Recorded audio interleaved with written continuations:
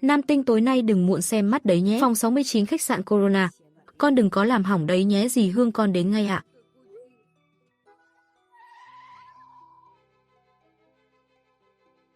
Thiếu gia để tôi xuống xem. Cho tôi ngồi nhờ, cho tôi đi nhờ xe. Chú ơi, chú đưa tôi đến khách sạn. Cô Lô nhờ tôi bỏ qua chuyện chú vừa đâm tôi, thả tay ra. Không thả tôi ngã xuống, bây giờ cô muốn chết sao? Tôi cũng ngồi free đâu. Tôi trả tiền mà. Mẹ kiếp, đàn ông đàn an lại đi bắt nạt một cô gái. Sau này còn gặp phải bọn đàn bà danh ma cố tình ăn vạ. Này không phải lịch sự đâu. Vâng thiếu gia.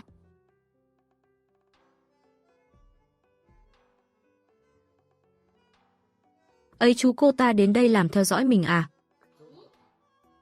Tôi với chú có duyên thật đấy, lại gặp nhau rồi. Cô gái này là...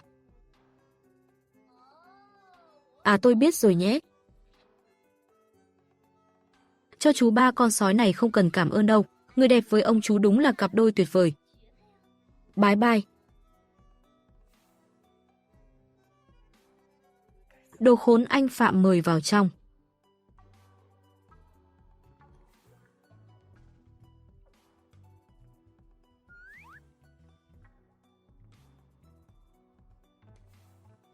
À nhầm, tôi muốn báo khách sạn Corona. Phòng 1003 đang mua bán dâm, mau đến bắt anh ta đi. Ai bảo anh bắt nạt tôi hở? Ha ha, dám chuốc thuốc mình à? Hê hê, tiểu nam nam, tuy anh sắp đến tuổi lên cụ, nhưng anh hay đi bảo dưỡng thằng em lắm đấy, mà body anh cũng ngon nghẻ 8 múi. Quan trọng nhất là nhà anh không có gì ngoài tiền. Em mà lấy anh, em có sống cả đời ở Dubai cũng không hết tiền. Anh 10 điểm. Em tặng anh mấy tỷ tiền nợ nhà họ Nam nha. Sao cơ, ông bảo một sách mua cô, sao giờ lại thành cả mấy tỷ? Gì Hương bảo muốn tìm một anh con rể trả nợ cho nhà họ Nam Á. Con đàn bà Sử Chân Hương này dám đào hố cho ông nhảy vào. Ông muốn hủy hôn. Anh ơi đừng mà anh ơi. Đêm xuân một khắc đá ngàn vàng. Anh ơi thịt em đi đưa đây. Phi hết cả chi vát 18 của ông cút. Cút ra ngoài anh ơi. Đấu với mình à?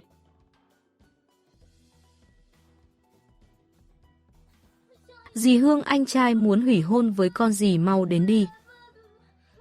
Hự. A nhô. Giao tên tồi tệ kia muốn bắt nạt mình. Cậu mau đến cứu mình đi Giao ửng.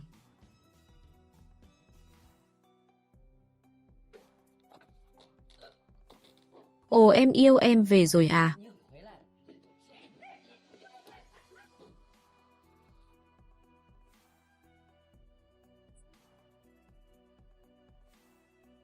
Vương nhiều tiền, mau thả tôi ra. Anh làm gì đấy anh? Anh Vương nhiều tiền, thả tôi ra.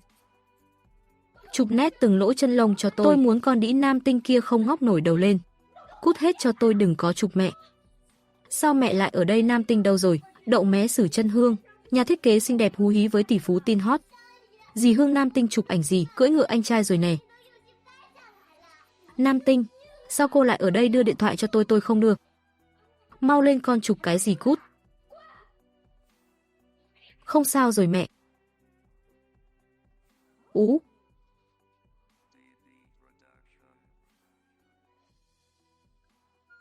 Không có tiếng gì hay là bị bắt đi rồi nhỉ?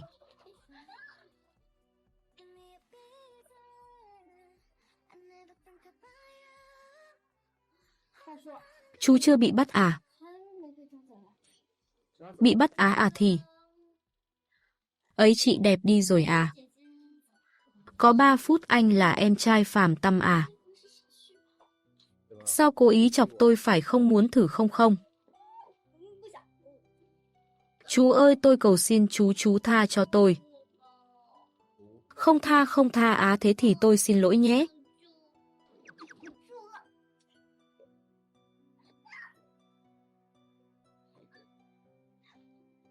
Nói ai bảo cô đến?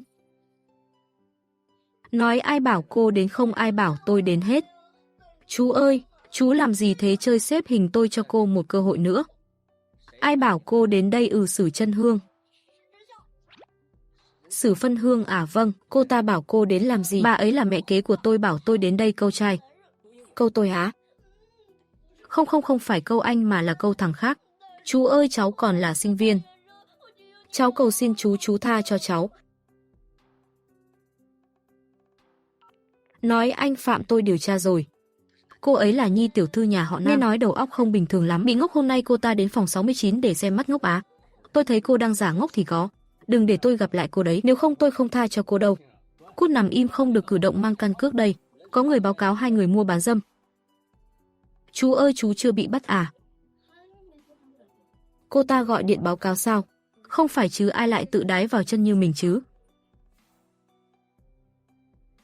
Chú cảnh sát, chú hiểu nhầm rồi. Cháu không có quan hệ gì với anh ta hết. Không tin chú hỏi anh ta đi. Anh Phạm để anh đợi lâu rồi. Tôi giải quyết xong mọi chuyện rồi. Đây là hiểu nhầm thôi. Tôi đưa anh về nhà được thả rồi hả chú ơi? Chú không được để tôi ở đây. Dám báo cáo mà không giải quyết được à? Sao anh ta biết người gọi điện báo cáo là mình? Chú ơi, trẻ con vô tội. Cô gái này lại định giở trò gì đây? Chú lén cắm sừng tôi thì cũng thôi. Giờ chú còn bắt tôi phá thai. Sao chú lại đối xử với hai mẹ con tôi như vậy? Chú bạo lực tôi á? Chú không yêu tôi nữa. Á, đồ điên. Bảo lãnh cô ta đi. Con yêu đừng khóc đắt đi. Không cần con nhưng mẹ vẫn yêu con. Cô này, cô về yên tâm dưỡng thai, anh Phạm sẽ nghĩ thông thôi.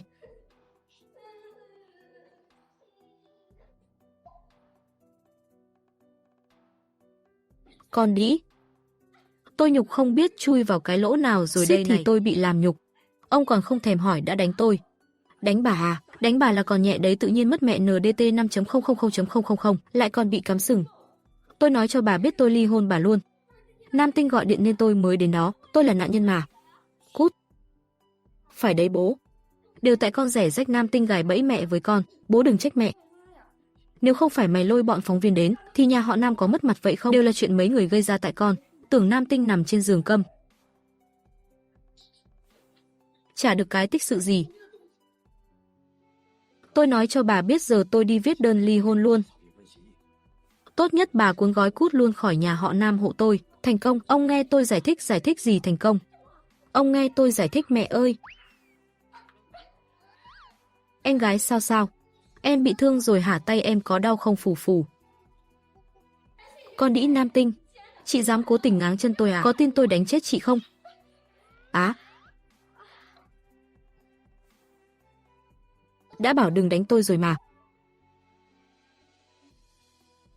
Hôm qua đánh nhau ỏm củ tỏi, hôm nay lại anh yêu em yêu, có âm mưu. Hôm nay người của Ẩn Uyển đến đón cô dâu Giao Giao, có người thích rồi, không thể gả đi. Nam Tinh. Con gà nhé hay lắm à? Sử Chân Hương giấu át chủ bài. Dì Hương nghe nói trong Ẩn Uyển có quái vật đó. Một năm khắc chết 3 cô vợ. Con không muốn qua đó. Không gả cũng phải gả được, thay em gái gả vào Ẩn Uyển. Là phúc mấy đời của mày đấy ứ. Bố ơi, con không muốn đi. Nam Tinh, con ngồi xuống đi rồi nói, bố nói con nghe. Đồ ngốc như con có người lấy là ông bà gánh gãy lưng, rồi.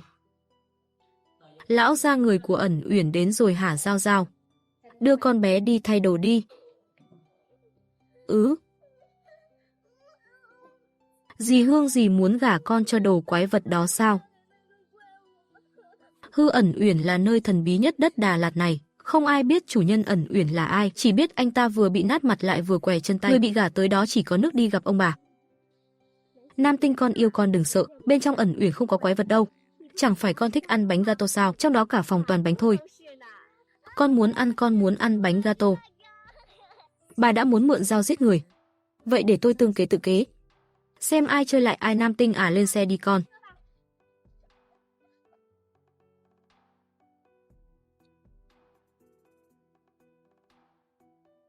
Lão gia người của ngân hàng nói, 100 triệu sinh lễ về tài khoản rồi. Ui trời, vợ yêu. Good job em yêu. Cướp dâu trên cầu rồng, tôi không muốn gả đến nó, xong chuyện này coi như hai chúng ta không còn nợ.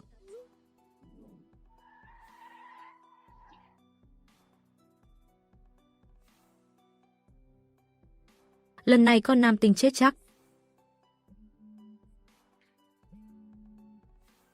Alo, nam tinh chết chưa sao cơ, vẫn còn thở à? Tôi đến đó ngay. Mẹ chúng ta đừng đi, mẹ phải đến dí cho nó tắt thở luôn.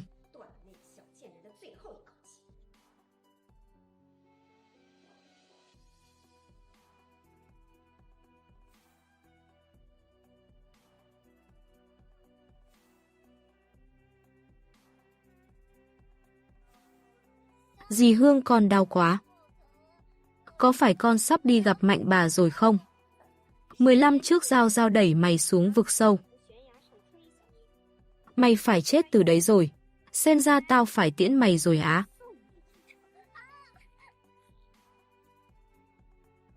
Dì Hương, dì làm gì thế ạ? Lần này gả thay em gái, ngoài chuyện tao không muốn Giao Giao bị gả vào Ẩn Uyển, thì tao còn muốn cho mày một vé đi gặp ông bà đấy. Uể cu dê. Vì mày là con gái của con đĩ kia. Ai mà chứa nổi mày. Nhưng mẹ con chẳng phải là bạn thân thân, ai nấy lo của dì sao, ha ha. Tao mà không làm bạn thân cô ta thì sao? Tao cướp chồng rồi cướp gia sản của cô ta được chứ? Quên không nói cho mày biết, cho cốt của mẹ mày, tao rắc ở cái cống phía nam thành phố rồi. Nhưng mày yên tâm, đợi tao thiêu mày rồi, tao sẽ cho mày với mẹ mày đoàn tụ. À, mẹ mày trước khi chết đau đớn cầu xin tao, bảo tao tha mạng cho mày đó. Ha ha, Sử Chân Hương. Cuối cùng bà cũng lộ bộ mặt thật rồi. Nam tinh mày giả ngốc à? Mày không ngốc thì làm sao đằng nào chẳng phải chết.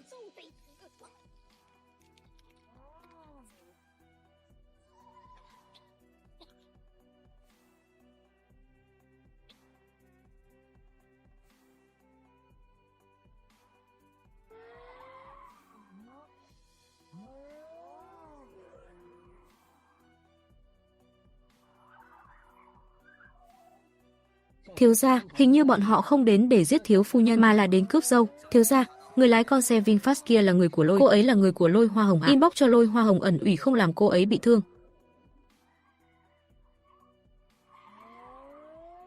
Thiếu gia, Lôi Hoa Hồng cứ muốn đòi người. Thế không phải để Nang Văn Viễn về Ẩn Uyên. Không ngờ cô ấy lại quen Lôi Hoa Hồng. Tìm người chăm sóc cô ấy, cảnh cáo cô ta nếu muốn sống thì ở yên trong Ẩn Uyển. Vâng thiếu gia.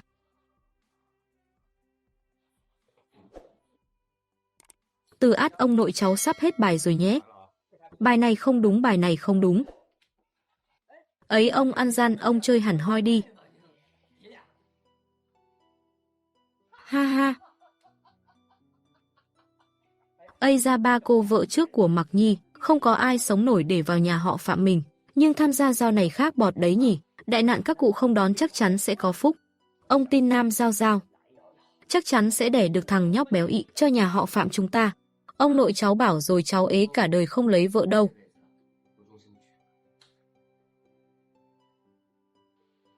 Cháu nói gì thế, đời người chỉ có một lần. Cháu không đẻ con thì ông bảo mẹ cháu đẻ quả trứng ăn cho ngon. Ông nội, hôm qua người của Tổ chức Y tế Thế giới đến khám rồi, họ bảo bệnh của cháu hết cứu rồi. Cháu sắp toi rồi, ông nói xem, ông cứ bắt cháu lấy vợ đẻ con. Cháu toi đời rồi thì họ làm sao không phải lo. Để ông lo. Ông nội cháu không phải số khác vợ, mà đã 3 người toi đời vì cháu. Rõ ràng là nhà họ Phạm này có người không muốn cháu lấy vợ sinh con, chắc ông cũng rõ người ấy là ai. Cháu sẽ không điều tra vụ truy sát lần này, nhưng sau cháu sẽ hủy hôn ước với Nam Giao Giao. Ế cả đời. Thằng danh con. Ông không cho cháu ly hôn với cháu dâu đâu. Thiếu phu nhân, cho cốt của mẹ mày bị tao rắc ở cái cống thối phía nam thành phố. Thiếu phu nhân đằng nào chẳng phải chết. Thiếu phu nhân. Mẹ. Thiếu phu nhân, cô tỉnh rồi sao? Tôi đang ở đâu? Đang ở Ẩn Uyển. Tôi muốn ra ngoài ấy. Thiếu phu nhân, cô không được đi. Thiếu gia dặn rồi, cô phải nghỉ ngơi.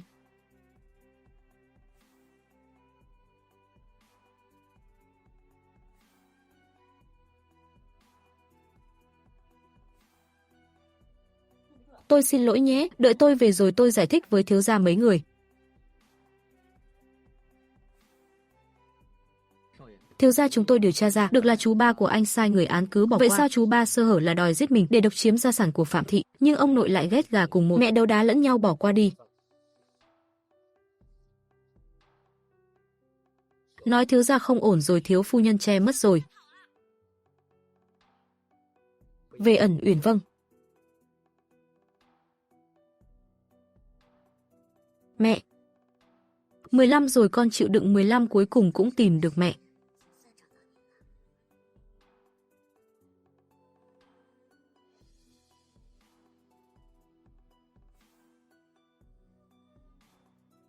Mẹ đợi con nhé, con sẽ báo thù cho mẹ.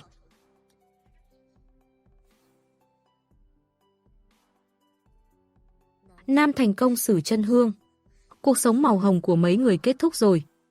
Thành công, thầy cúng bảo bị ngốc không được chôn trong mộ tổ. Chôn bừa một góc là được rồi.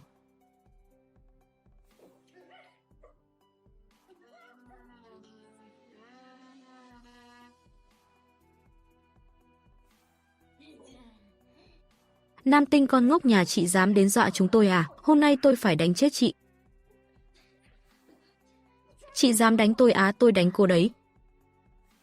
Chị không bị ngốc à? Đương nhiên rồi. Con đĩ chị dám chơi chúng tôi. Bố mẹ Nam Tinh đánh con. Con rẻ rách nhà mày đúng là coi trời bằng vung ấy.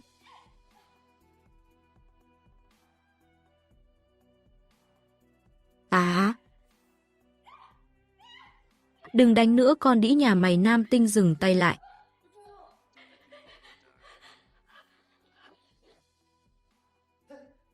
Con bất hiếu nhà mày, mày muốn làm gì à? Đương nhiên là đánh chó rồi. Mày đánh cả bố ruột của mày à? Một thằng không bằng cả con lợn như ông mà cũng xứng à? Chẳng phải ông thương Nam Giao ra sao thế, để nó trả nợ cho ông. Nếu không phải vì ông, thì mẹ tôi cũng không mất vì khó đẻ. Rồi liên quan gì đến tôi? Cái tát này là đánh thay em trai. Em gái chưa ra đời của tôi mày. Thích đánh thì đánh thằng bố mày kìa. Mày đánh con gái tao làm gì?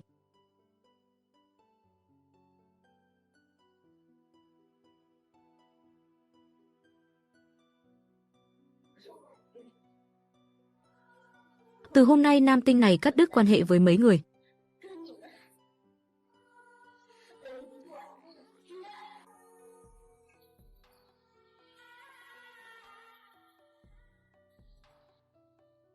Thiếu gia cô ấy đâu? Tiểu thư tự về rồi. Tiểu điệp cô thông báo cho mọi người Ẩn Uyển quyết định hủy hôn ước với Thiên Tiểu thư nhà họ Nam. Tôi không lấy vợ. Vâng thiếu gia. Vào đi. Chú ơi, tôi cầu xin chú tha cho tôi. Sao giọng nói này quen vậy nhỉ?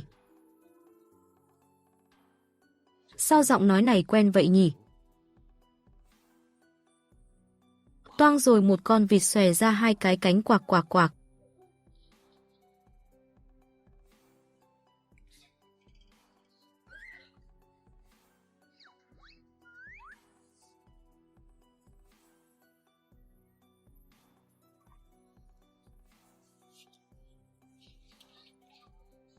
Đồ dê cụ cô.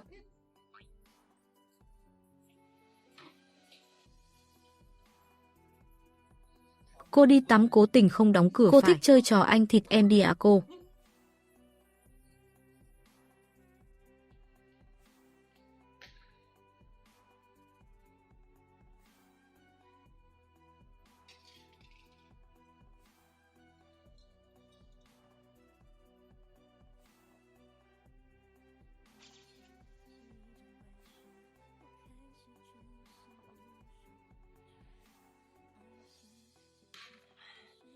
Tiểu điệp à? Có ạ.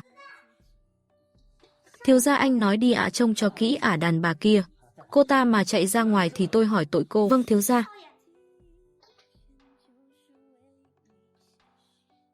Nhìn hết một loạt rồi lại chạy tưởng bà đây ăn chay à? Tiểu thư mặt của cô. Đẻ ra mặt tôi đã thế cô định bảo tôi xấu đấy hả? Không phải ạ.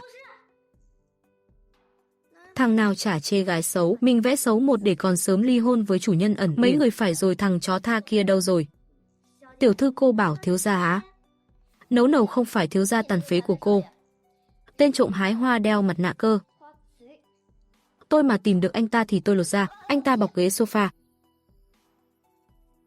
Nhưng mà ở đây ngoài thiếu gia ra làm gì còn người khác? Nam Tinh, tối nay mình đi diễn ở nghỉ, cậu phải đến đó nhé, yêu cậu nhiều đồ béo ú.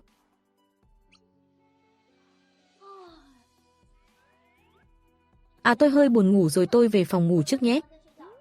Tôi không gọi thì không ai được vào làm phiền tôi. À, tiểu thư cô đừng chạy đó nhé. Tôi thề, tôi hứa, tôi đảm bảo không chạy.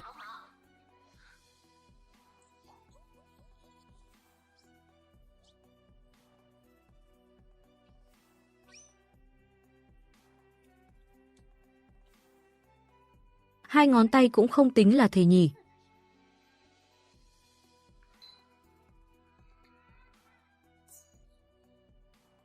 Sao lại gặp tên ôn thần này vậy?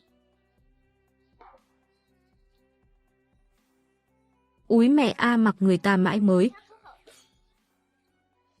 Bớt bớt đi cô nương, đừng mò xem giới hạn của tôi không có hứng với đàn bà, không hứng thú với đàn bà. Không lẽ anh ta là làng gốm tám chàng à? Được lắm, bị mình bắt thóp rồi nhé. Chào anh, tôi là ca sĩ hai người mời đến hát. Thế à? Vậy cô uống rượu với chúng tôi trước đi. Xin lỗi cô, tôi không biết uống rượu. Tôi thật sự không uống được rượu. Cô Điểm Điểm, cô dám từ chối rượu của tôi á?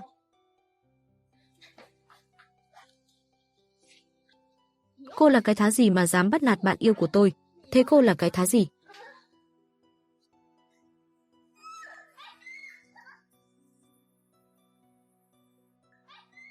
Làm gì thế là cô ta hả? Sao cô ta lại ở đây nhỉ? Ồ, con gái nhà ai mà lực điền thế, mình phải đi xin Facebook mới được đứng lại. Không được đi sao?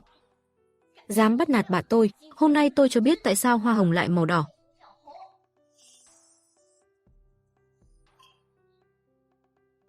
Chưa già mà đã chua ngoa rồi. Này a, mặc cậu nói xem, đêm động phòng hoa trúc. Cậu cứ gọi tôi đi uống rượu với cậu, lại còn không cho tôi gọi gái. Cậu định cho tôi ế cả đời cùng cậu à? Im mồm, game bắt đầu rồi đó.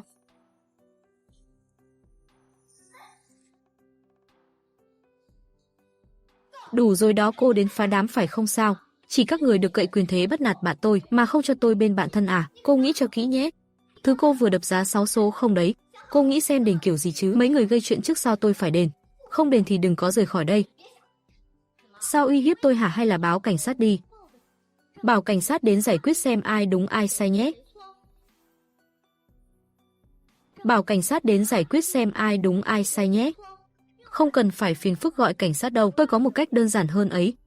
Sủa đi, chúng ta thi. Nếu cô thắng tôi sẽ tha cho cô với bạn cô mà thua thì tôi làm gì cũng được. Được thi gì uống rượu.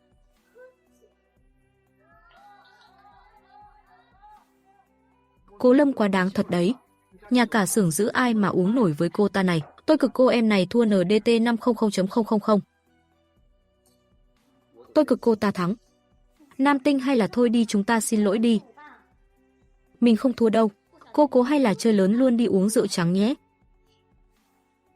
Được.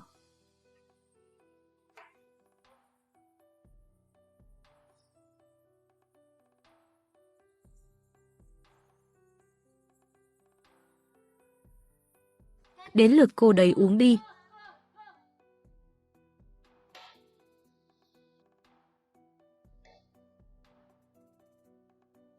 Vãi nhái một bình rượu trắng mà không đỉnh của chóp. Thú vị ghê. Con đĩ dám giở trò, dám chơi, dám chịu chuyện không có chứng cứ thì đừng nói vớ vẩn. Nếu không cẩn thận tôi xé mồm cô đấy rót rượu. Không được, mình không được thua, không thể để A Mặc khinh thường. Nam Tinh, cậu không sao chứ? Hơi quay thôi, sau này mà còn ai dám bắt nạt cậu thì cậu alo cho Phạm thiếu gia, bảo cậu là bồ của Phạm thiếu gia. Cậu còn quen Phạm thiếu gia à? Cũng không phải quen. Hơi thèm tắm múi của anh ta tí thôi, cô ta bảo thèm cậu kìa. Tai tôi chưa điếc. Lôi hai con này ra tẩn một trận cho tôi. Dừng đường, là thiên kim Cố Thị dám chơi lại không dám chịu, xấu hổ thật, cô mà quỳ xuống cầu xin tôi, thì tôi sẽ cân nhắc tha cho cô. Mơ. Lôi cô ta ra đánh chết tôi chịu, nam tinh. Chú chúng ta lại gặp nhau à? Ừ. Cút hết. A Mặc, anh phải bênh em chứ, tôi không muốn nhắc lại lần nữa. Tôi không muốn nhắc lại lần nữa, cút. Dạ tôi cút. Ngay đứng im chú. Chú nói tôi à? Con đĩ này cô gọi ai là ai không liên quan, cút hết. Ghét. Cô coi lời tôi nói là gió thổi qua. Chú nói gì thế? Để tôi nghĩ lại xem nào, tôi còn gặp lại cô thì cô chết với tôi. Chú này tôi cũng không cố tình lượn lờ. Cá cảnh trước mặt chú đâu. Tôi đến tìm bạn thôi, tôi mà biết chú ở đây có ghép thêm lá gan tôi, chú ơi, tôi thề tôi mà nói dối. Thì ra cửa bị xe đâm chết, trời mưa sét đánh chết, gả cho BAD boy bị ngược chết. Cô bị thương à? Tôi không sao chú. Chú mà không còn chuyện gì thì tôi đi nhé.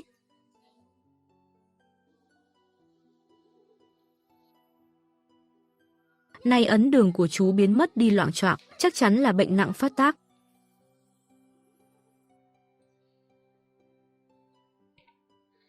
Mạch tượng hỗn loạn, tim đập bình bịch, người chú sắp phát nổ rồi đấy. Cô biết y thuật à? Sương thôi. Cô mà làm bệnh tình của tôi ổn định lại được thì từ hôm nay cô sẽ là người cũ Phạm Kinh Mặc tôi. Ai thèm làm người của anh chứ, anh chỉ cần không gây chuyện cho tôi là được rồi.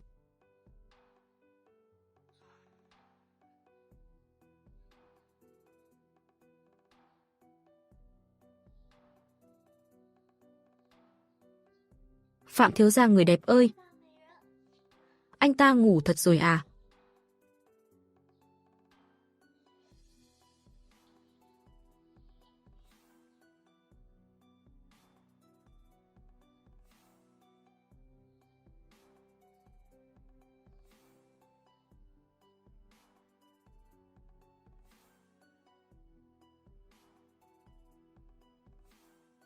Hết lần này đến lần khác giở đủ chiêu trò để tôi chú ý.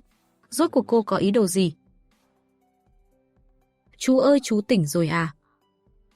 Thiếu gia không hay rồi, thiếu phu nhân lại chạy rồi. Tôi về ngay. Này anh đi luôn à? 9 giờ rồi, chết mẹ rồi, mình phải về ẩn uyển thôi. Bị phát hiện ra thì toang luôn đó.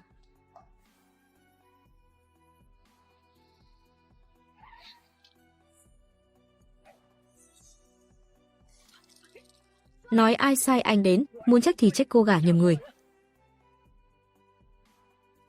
Về nói với chủ, mấy người dù có thủ oán gì với chủ của ẩn uyển, cũng đừng đến tìm bà Cút. Cô ta không phải người bình thường, mau đi thôi. Một con đàn bà cũng không giữ nổi ẩn uyển, nuôi mấy người làm gì, xin thiếu gia phạt tìm đi. Không tìm được thì cô cũng đừng về đây. Vâng thiếu gia.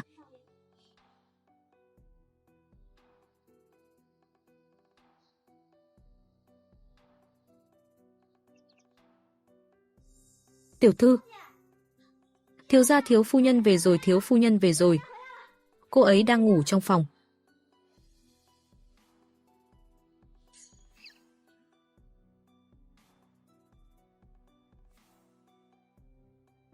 Thứ mặt dày ngồi dậy ầm ĩ quá, ngủ đi.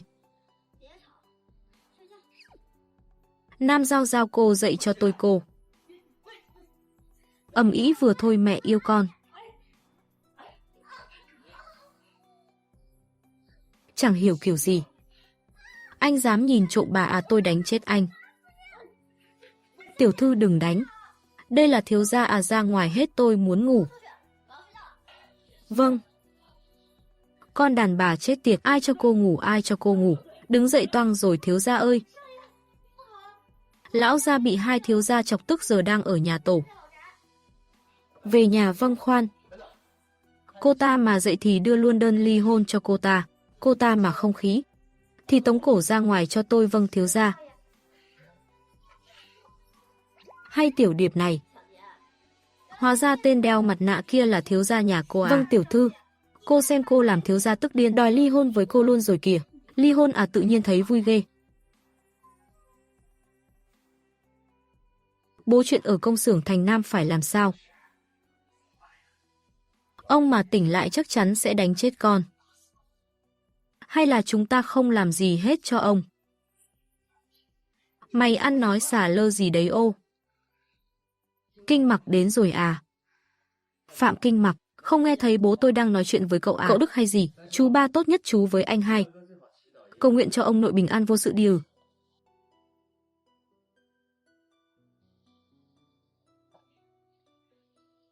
Kinh Mặc thiếu gia. Lão gia không tỉnh lại ngay được đâu. Cậu đi nghỉ ngơi đi. Sao ông lại bị tức đến ngất thế này? Hai thiếu gia tham ô ăn hết cả tiền xử lý nước thải. Giờ công xưởng Thành Nam ô nhiễm nặng luôn. Cổ phiếu Phạm Thị tụt dốc không phanh, làm lão gia tức ngất. Ông nội, ông tỉnh rồi sao? Ôi trời, Mặc Nhi cháu đến rồi à? Đỡ ông ngồi dậy.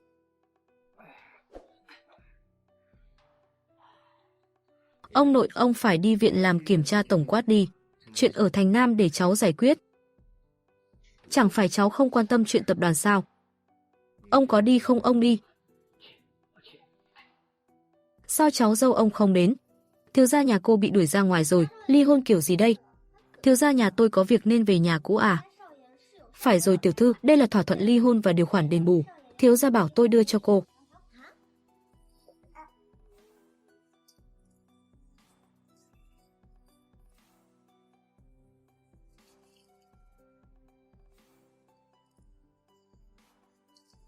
A Mặc.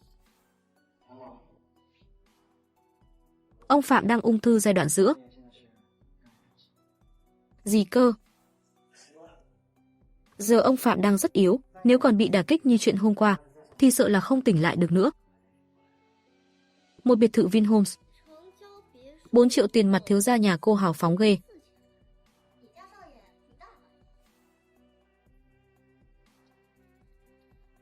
Alo, đừng để cô ta ký ấy. Cô đừng ký, thiếu gia nhà tôi gọi điện đến. Sao thế, hối hận à?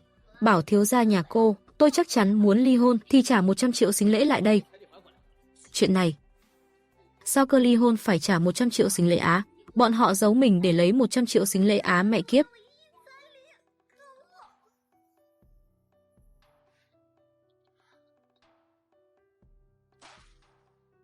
Chị muốn làm gì?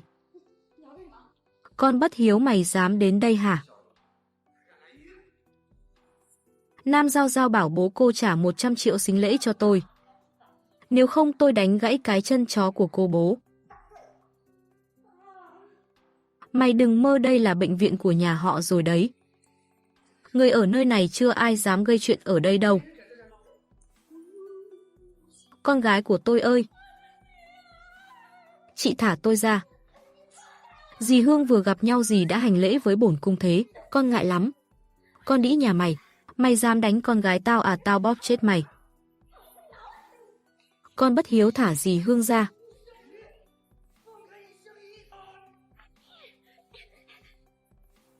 Thành công bố.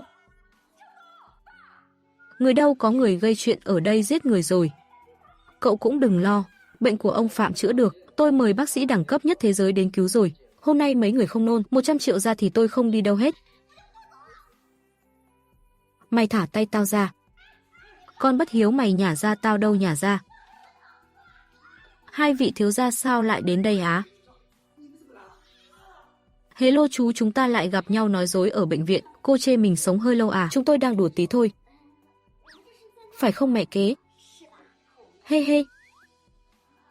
Anh em bố tôi kìa. Vui nhảy cẫng lên luôn kìa, ra ngoài hê hê. Tôi hả?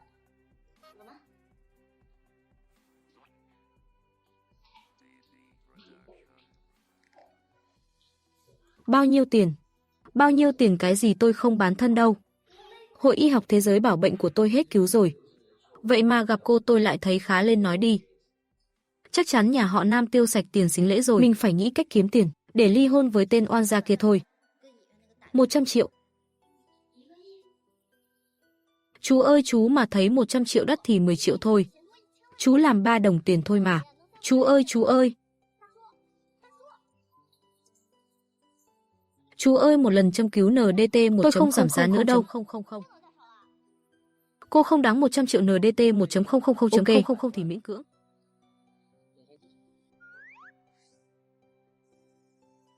Thiếu gia phần thưởng, giải thưởng thiết kế kiến trúc là NDT 10.000. Anh có đi hội nghị ngày mai không đi? Người giàu keo kiệt thế à? Không biết đến cái Tết Tây nào mới kiếm đủ tiền ly hôn.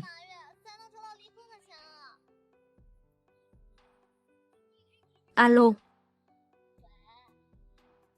Sao cơ phần thưởng của cuộc thi thiết kế kiến trúc tăng lên NDT 10.000.000 á? Có sinh viên báo cáo em trốn học yêu đương. Giờ em là sinh viên năm 2, em phải tập trung học hành hơn đi. Rồi tương lai em mới tìm được anh chồng tốt hơn, có phải không? Không phải chứ, đúng là oan gia ngõ hẹp. Giáo sư Lâm, tôi muốn tham gia hội nghị cuộc thi thiết kế kiến trúc. Giáo sư em đi trước nhé. Không được. Phạm thiếu gia, tôi phải báo với hiệu trưởng đã.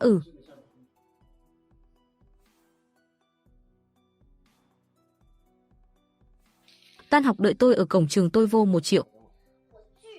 Tôi vô cùng giỏi châm cứu, tan học gặp ngoài cổng nhé.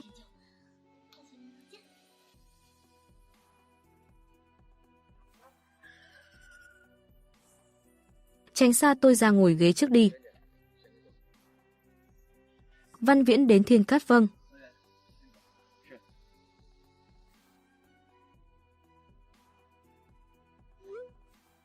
Bọn họ mà biết trên xe đang có anh đẹp trai siêu cấp thì có mà. Bọn họ bật vội đôi mắt chó chất lượng 24K lên để ngắm.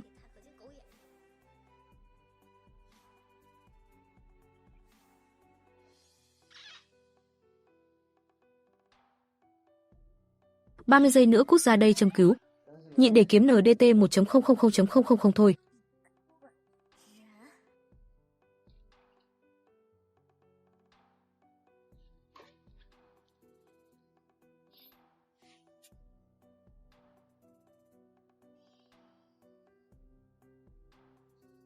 Anh đẹp trai siêu cấp, anh đẹp trai siêu cấp. Anh gặp ác mộng à?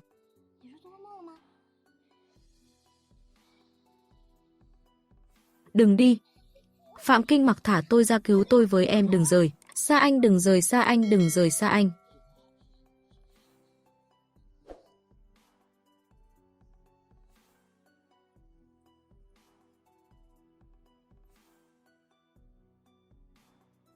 Sao cô lại nằm trên giường tôi? Đồ đàn bà mặt dày, cô làm gì tôi thế? Đau quá, thả tôi ra.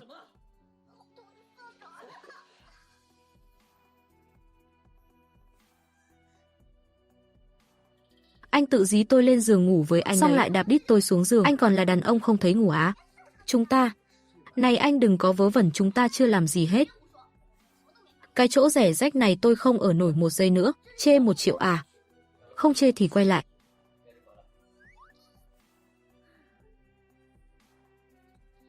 Chuyện tối qua không được nói với ai. Người phải lo là tôi đấy. Người có vợ như cậu mà lại đưa gái đến đây thuê phòng. Chuyện này mà truyền ra ngoài, sợ là người ở ẩn uyển kia ghen cô ấy chữa bệnh cho tôi. Thôi có thế thôi. Thật không, con tim không rung động tí nào à? Không. Hay thứ không gần gái như cậu thì xuống mấy cái lỗ. Ông Phạm mới được bế chất đây. Cậu nói xem, làm sao mới khiến phụ nữ cam tâm tình nguyện đẻ con? Sao cơ cậu muốn ai đẻ con nam tinh á? Sở Lưu Xuyên à, cái cô ở ẩn uyển à, có phải không hay? Tôi không thích cô ta, nhưng mà chỉ có cô ấy để được con thôi. Cô nói gì cơ? Thiếu gia nhà cô muốn sản xuất em bé với tôi á? Tiểu thư cô đừng kích động thiếu. Gia nhà tôi bảo chỉ cần cô chịu đẻ con cho anh thì cô đưa điều kiện gì cũng được. Đẻ cái đít thích đẻ. Bảo anh ta tự, tôi không thèm đẻ cho anh ta đâu. Đợi tôi kiếm đủ 100 triệu thì tôi ly hôn luôn. Tiểu thư ơi tiểu thư. Mấy người này kiểu gì không biết, con chẳng thấy mặt mũi đâu mà lại đòi mình đẻ con cho anh lại. Con thích điều kiện gì cũng được. Cô Trần Huệ rất tốt nhưng tôi thích người khác rồi. Cô ấy. Cô ấy ở trường chúng ta giáo sư Lâm. Nam Tinh, em đến rồi à giáo sư Lâm, thầy tìm em có chuyện gì ạ? Thầy gọi em đến là muốn báo cho em một tin tốt. Cuộc thi thiết kế kiến trúc em được vào. Thế có phải em được thi lấy 10 triệu tiền thưởng không?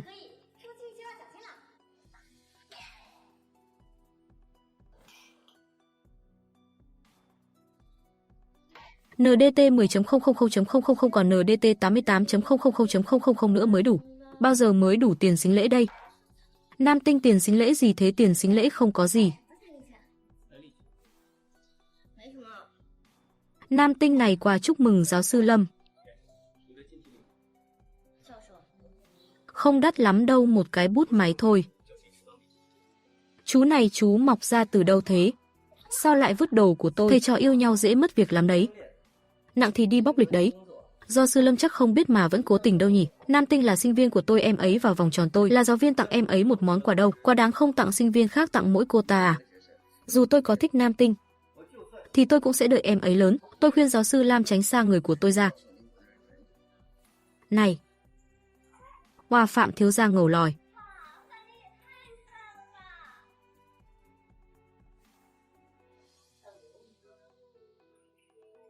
Thả tôi ra. Qua lên giường với tôi rồi lại lên giường anh ta. Cô đánh tôi tại chú láo trước.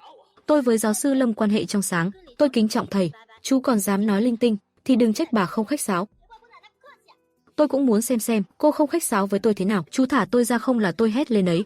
Có ai không dê cụ?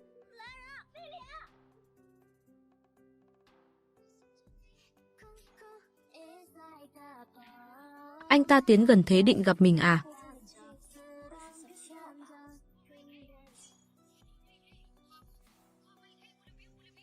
Alo giáo sư Lâm. Phạm Kinh Mặc sao? Chú vứt điện thoại của tôi ầm ĩ nữa thì cô mất người của cô đấy. Chú cũng có là gì của tôi đâu, dựa vào đâu mà chú không cho tôi quay lại với giáo sư Lâm. Anh ta mưu đồ bất chính á. Ông chú ơi, chú thích tôi chú ghen à? Này chú ơi, mặt chú đỏ kìa, chú xí hổ à, lắm mồm thật.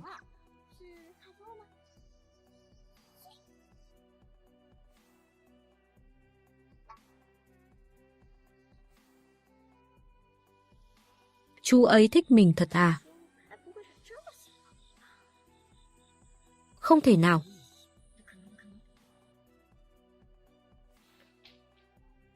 Ông nội ông tỉnh rồi sao? Mặc Nhi, ông ngay quản gia nói. 2 hôm trước cháu đưa một cô gái đến Thiên Các. Là cô vợ ở ẩn uyển của cháu à? Không phải thế, cháu thích cô ấy không? Á? Chú này có phải chú thích tôi không? Cháu không thích nhưng cháu rất ngưỡng mộ cô ấy. Tiếc thật. Cô ấy mà là cô vợ ở ẩn uyển của cháu thì tốt. Nam Tinh với cô vợ ở ẩn uyển của mình sao? Có thể là cùng một người được chứ? Mẹ sinh nhật vui vẻ nhé. Tiểu Điệp tiểu thư. Ẩn uyển có xe. Đây là xe trong nhà xe ẩn uyển.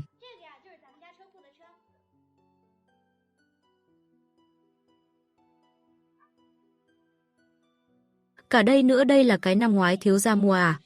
Cái này nếu không đẻ con, sống ở nhà giàu cũng sướng à? Còn cái này nữa mày nghĩ gì thế? Nam Tinh, tiền bạc cũng không thể mua mấy cọng giá của mày đâu. Nhưng thiếu gia bảo cho 2 thiếu gia rồi. Còn cái này nữa. Cái này là xe thiếu gia thích lái nhất.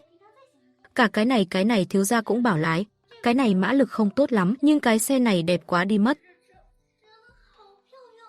Bao giờ tôi mới mua được nhỉ? Của thiếu gia không phải cũng của cô luôn sao?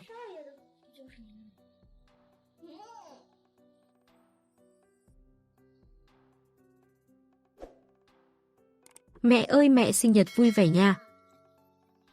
Con mua hoa bách hợp mà mẹ thích nhất. Con tẩn đôi vợ chồng kia cho mẹ. Thằng danh con bố mày báo cáo, công xưởng của nhà họ Phạm hôm nay ông đánh mày cho bớt giận. Cút. Không phải sợ. Em không sao chứ, bố em bị đám giang hồ chợ lớn đánh chết rồi. Chỗ này có chuyện gì thế? Công xưởng nhà họ Phạm ô nhiễm nặng quá. Bố em muốn đóng cửa công xưởng nhưng bọn họ không đồng ý sao? Bọn giang hồ chợ lớn đánh chết bố em. Quá đáng thật. Chị đưa em đi tìm bọn họ, em cảm ơn chị. Em không cần cảm ơn chị. Mẹ chị cũng chôn ở đây. Chị cũng mong công xưởng nhà họ Phạm đóng cửa đi thôi. Công xưởng phía Nam làm Phạm Thị tổn 70 tỷ cổ phiếu. Anh rút khỏi hội đồng quản trị đi.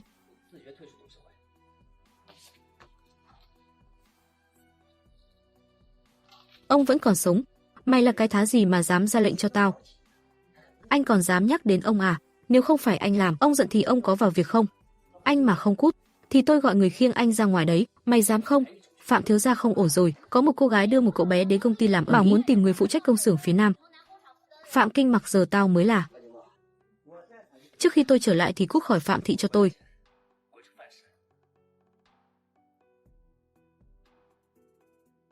Anh là người phụ trách công xưởng Thành Nam à? Cô là người đến Phạm Thị gây rối à? Tôi có một yêu cầu thôi, đóng cửa công xưởng phía Nam. Công xưởng không được đóng cửa. Chú có biết nước thải ô nhiễm của công xưởng làm bao nhiêu người mắc bệnh nặng không? Vì tí lợi nhuận mà lương tâm của chủ bị chó ăn rồi à? Trong lòng cô ấy mình là người làm ra chuyện này sao? Tôi biết rồi, tất cả tổn bẩy Phạm Thị sẽ chịu trách nhiệm. Tôi đảm bảo công xưởng sẽ không cho nước ô nhiễm thải ra ngoài. Chú đảm bảo à?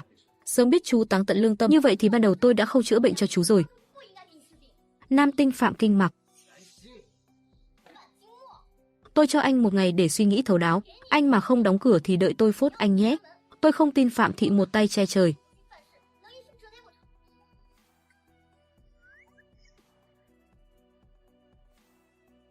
Cô ta là ai vậy dám đập bàn Phạm Kinh Mặc?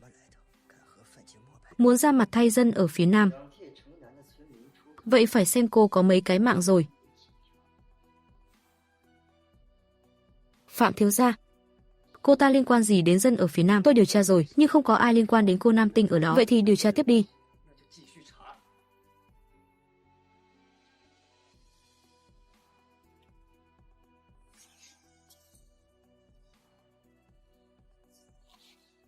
Anh dùng mê hồn tán sao nếu không? Sao cô ngoan ngoãn nghe lời được chứ? Phạm Kinh Mặc sai anh đến sao? Đúng rồi, Phạm Kinh Mặc sai tôi đến đó. Sai tôi đến phá trinh cô. Đến Phạm thiếu gia nghìn tỷ mà cô cũng dám chọc vào cô. Chán sống rồi phải không? Nhưng mà nếu tối nay cô làm thằng em tôi sướng thì có khi tôi lại tha cho cô.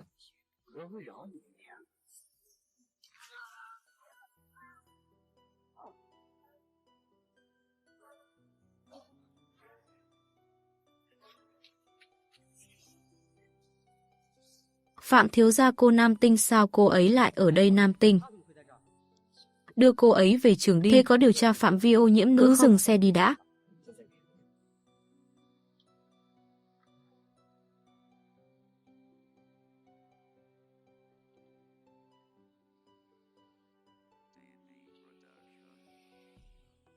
Mắt của tao con chó chết, tao không tha cho mày đâu.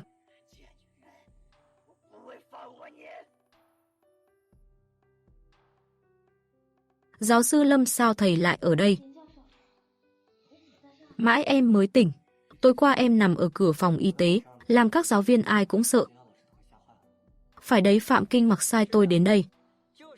Sai tôi đến trịch cô. Giáo sư Lâm, thầy mang máy tính không có mang. Người của phòng y tế trường bảo cô Nam Tinh không sao rồi hả? Điều tra chuyện tối qua cho tôi. Toang rồi anh ơi, hệ thống công ty dính virus. Tất cả tài liệu mật biến mất cả rồi. Tìm được địa chỉ IP của hacker chưa ạ?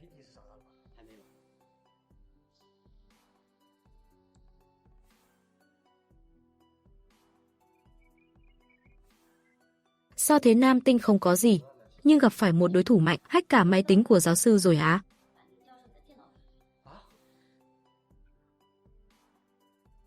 Xong rồi, em sửa giúp thầy rồi, tiện thể làm một việc trừ hại giúp dân.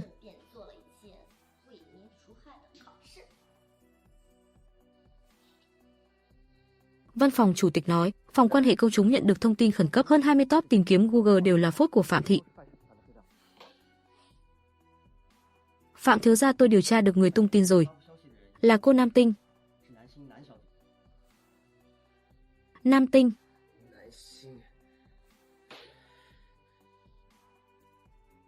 Kinh Mặc ông Phạm nôn ra máu rồi. Đến bệnh viện vâng. Mặc Nhi. Ông nội. Mặc Nhi. Ông nội sai rồi. Ông sai vì ông quá tin chú ba của con. Cháu xem Phạm gia chúng ta giờ ra nông nỗi nào rồi. Đều tại đôi phụ tử này. Ông nội. Chuyện ở công xưởng phía nam cháu giải quyết rồi. Phạm thị sẽ không sao đâu. Đợi qua chuyện này cháu không phải nghĩ đến ông. Cũng không cần nhịn đôi phụ tử kia nữa. Ông nội, ông nghỉ ngơi đi ạ, cháu ra ngoài cái ạ. Tìm dân ở làng phía nam, bảo họ làm rõ chuyện ở công xưởng phía nam.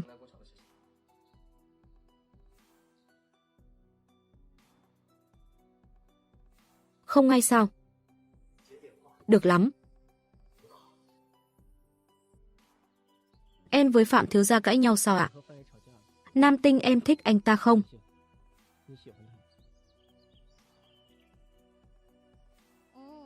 Thầy biết Phạm thiếu gia mặt nào cũng tốt.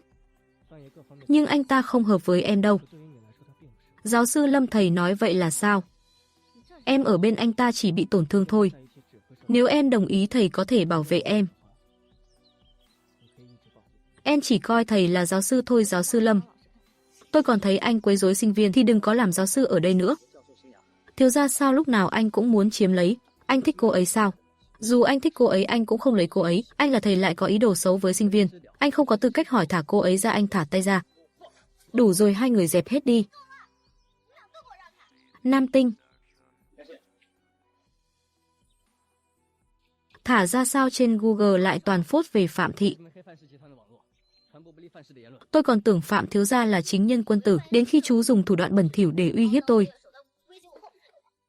Vì vậy cô tấn công Phạm thì sao, hay lắm, cô thành công chọc điên tôi rồi đấy. Chú làm gì được, tôi có giỏi thì chú giết tôi đi, đừng tưởng tôi không dám. Mạng của tôi, Diêm Vương còn không dám đón ai chết trước, còn chưa biết đâu. Phạm Kinh Mặc, anh còn là đàn ông không bắt nạt con gái. Có giỏi thì nói chuyện hẳn hoi xem nào. Phạm Kinh Mặc, chú cầm tinh con chó à? Lần này tôi dạy dỗ tí thôi. Cô không được lo chuyện công xưởng nữa, chuyện ở đó tôi sẽ giải quyết không đấy. Không tự lượng sức có quyền có thế thì ghê gớm à? Ngoan cho tôi thì giữ được mạng. Tên chết tiệt dám uy hiếp mình, có tin tôi cho Phạm thị phá sản luôn không? Tháng trước con bé về nhà họ Nam đánh cả nhà tôi. Rồi trộm hết đồ có tiền trong nhà. Xong còn đập nát hết đồ trong nhà. Hay. Nếu không phải con Nam Tinh kia giở trò thì nhà họ Nam chúng ta cũng không phá sản. Tôi với nó đoạn tuyệt quan hệ. Tôi nói cho Giang Cư Mận một bí mật, Nam Tinh đi học được lão già 90 tuổi bao nuôi. Ai cũng biết.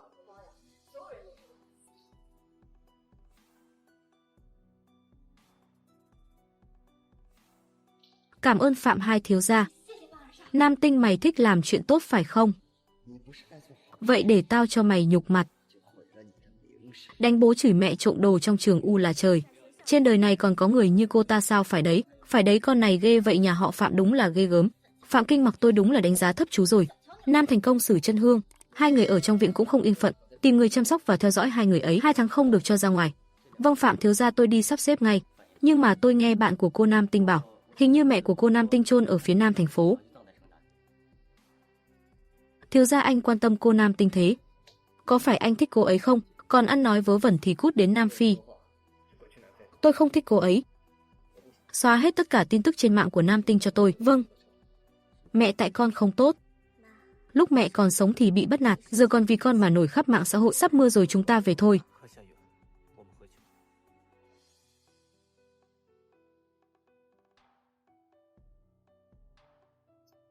Sao em lại sốt thế?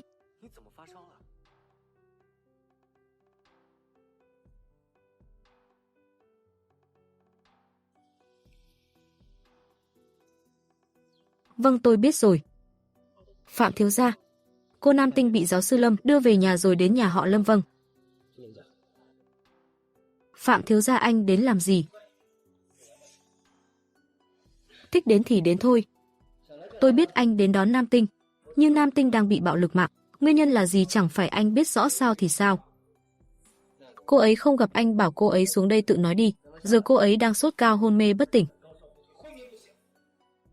Phạm thiếu gia, mà không còn chuyện gì thì mời anh về cho. Phạm Kinh Mặc, anh muốn làm gì? Phạm Kinh Mặc, anh đứng lại cho tôi. Phạm Kinh Mặc.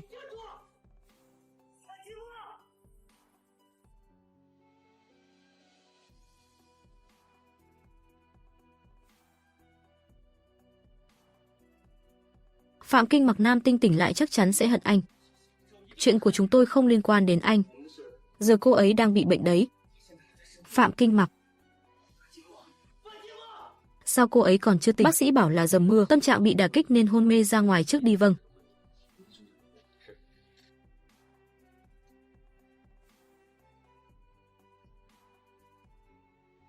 Không được nôn ra.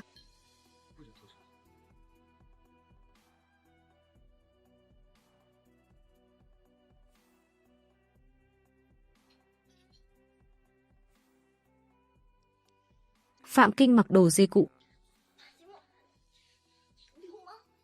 Tôi bón thuốc cho cô, sao bón thuốc lại toàn mùi hôi thế? Uống thuốc đi. Ai biết chú có cho tôi uống thuốc độc không chứ? Tôi còn chưa chết.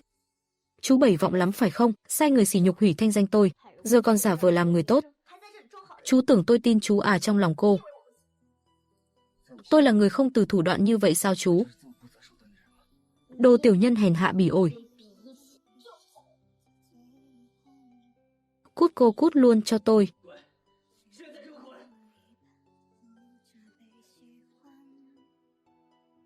Thiếu gia anh sao thế? Thiếu gia người đâu? Thiếu gia tỉnh lại đi.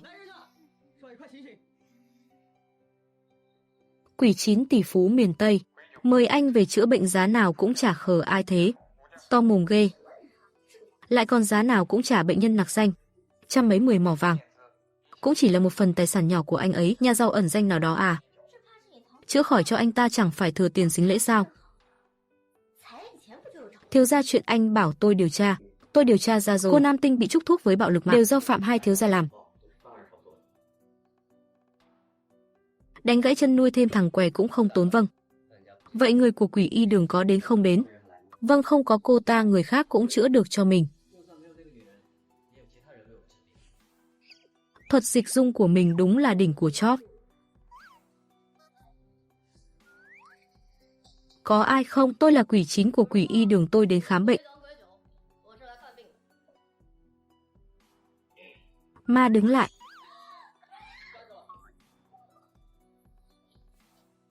Cậu quen tôi à?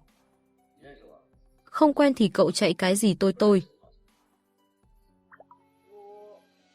Anh giấu kim chủ ba ba của tôi ở đâu?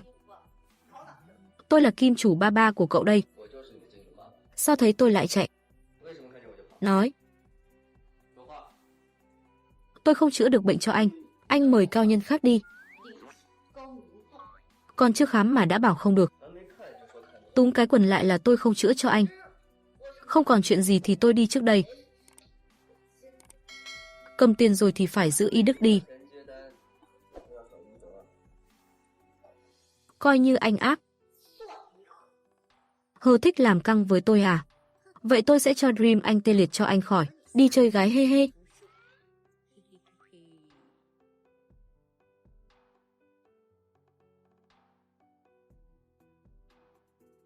Mãi mới hết sốt Nam Tinh à? Nam Tinh vì kiếm tiền ly hôn đi làm bạt mạng.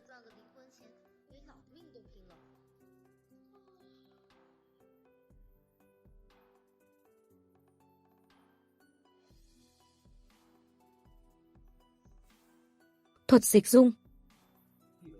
Thôi vậy người của Quỷ Y Đường lúc nào cũng ẩn danh.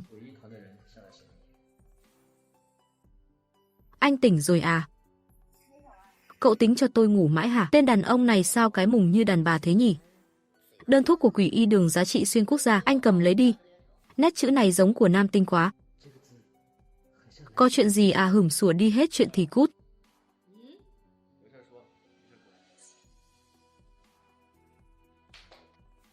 Văn Viễn so sánh với nét bút của nam tinh cho tôi vâng. Nét bút y hệt không lẽ là nam tinh thật sao? Không thể nào, Quỷ Chín là đàn ông chắc là trùng hợp thôi. Dương Dương sao em lại ở đây? Cô ta là ai bác Phương? Con này, lợi dụng chuyện thương trường mất uy hiếp Phạm Thị, khiến cả nhà bác tan cửa nát nhà. Gan cô to ghê. Để đối phó với tôi, dám lợi dụng cả Phạm Thị, cô không xứng để nhắc đến Phạm Thị. Chuyện của thôn phía Nam không phải cháu làm. Bác tin hay không thì tùy trưởng thôn, để tôi báo thủ cho ông. Phạm Kinh Mặc a mặc cút. Phạm Kinh Mặc chúa.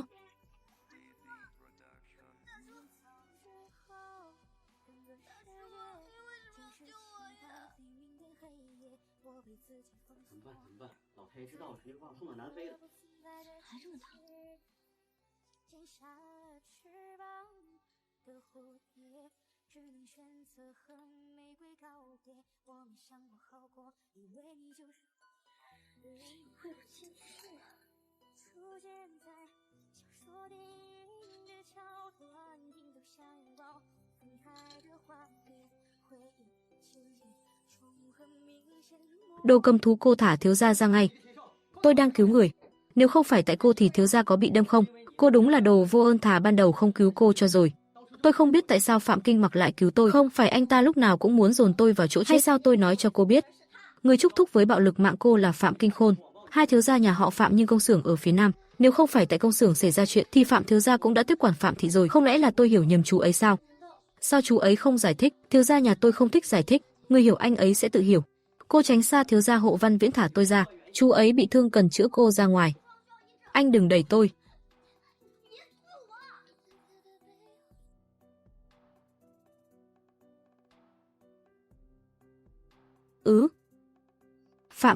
Phạm Kinh Mặc giải thích một câu thì chết người hay gì? Làm mình áy náy muốn chết. Không được, mình phải đi tìm anh ta. Không anh ta chết thì bỏ.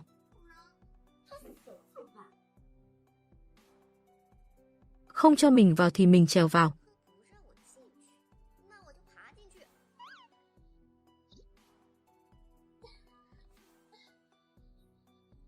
Trên đời này, chưa có cái phòng nào mà bà đây chưa vào được. Chuyện gì vậy, mình chưa trèo vào à? Sao vẫn còn tưởng thế? À, chú trùng hợp ghê, lại gặp nhau rồi. Sở thích của cô đặc biệt ghê nhỉ? Chú, tôi xin lỗi. Tại tôi không tốt. Làm chú bị thương còn làm chú, tôi còn tưởng không được gặp lại chú nữa. Gì cơ, tôi biết cả rồi, người hại tôi là Phạm Kinh Khôn. Tôi hiểu nhầm chú. Ai nói với cô A Thi? Văn Viễn được lắm bán đứng tôi. Nể tình anh làm cho tôi 15 rồi cuốn gói đi Nam Phi đi. Có bắt tôi đi Nam cũng phải nói, cô ta phụ lòng anh, hại anh bị thương. Cô ta không xứng với anh, im mồm chú. Văn Viễn nói đúng, tôi hại chú bị thương, tôi sẽ chịu trách nhiệm, cô thì chịu trách nhiệm kiểu gì? Bệnh của thiếu gia nhà tôi cút.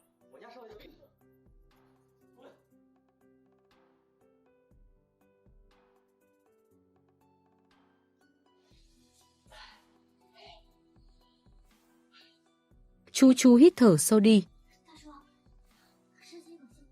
Chú đỡ chưa?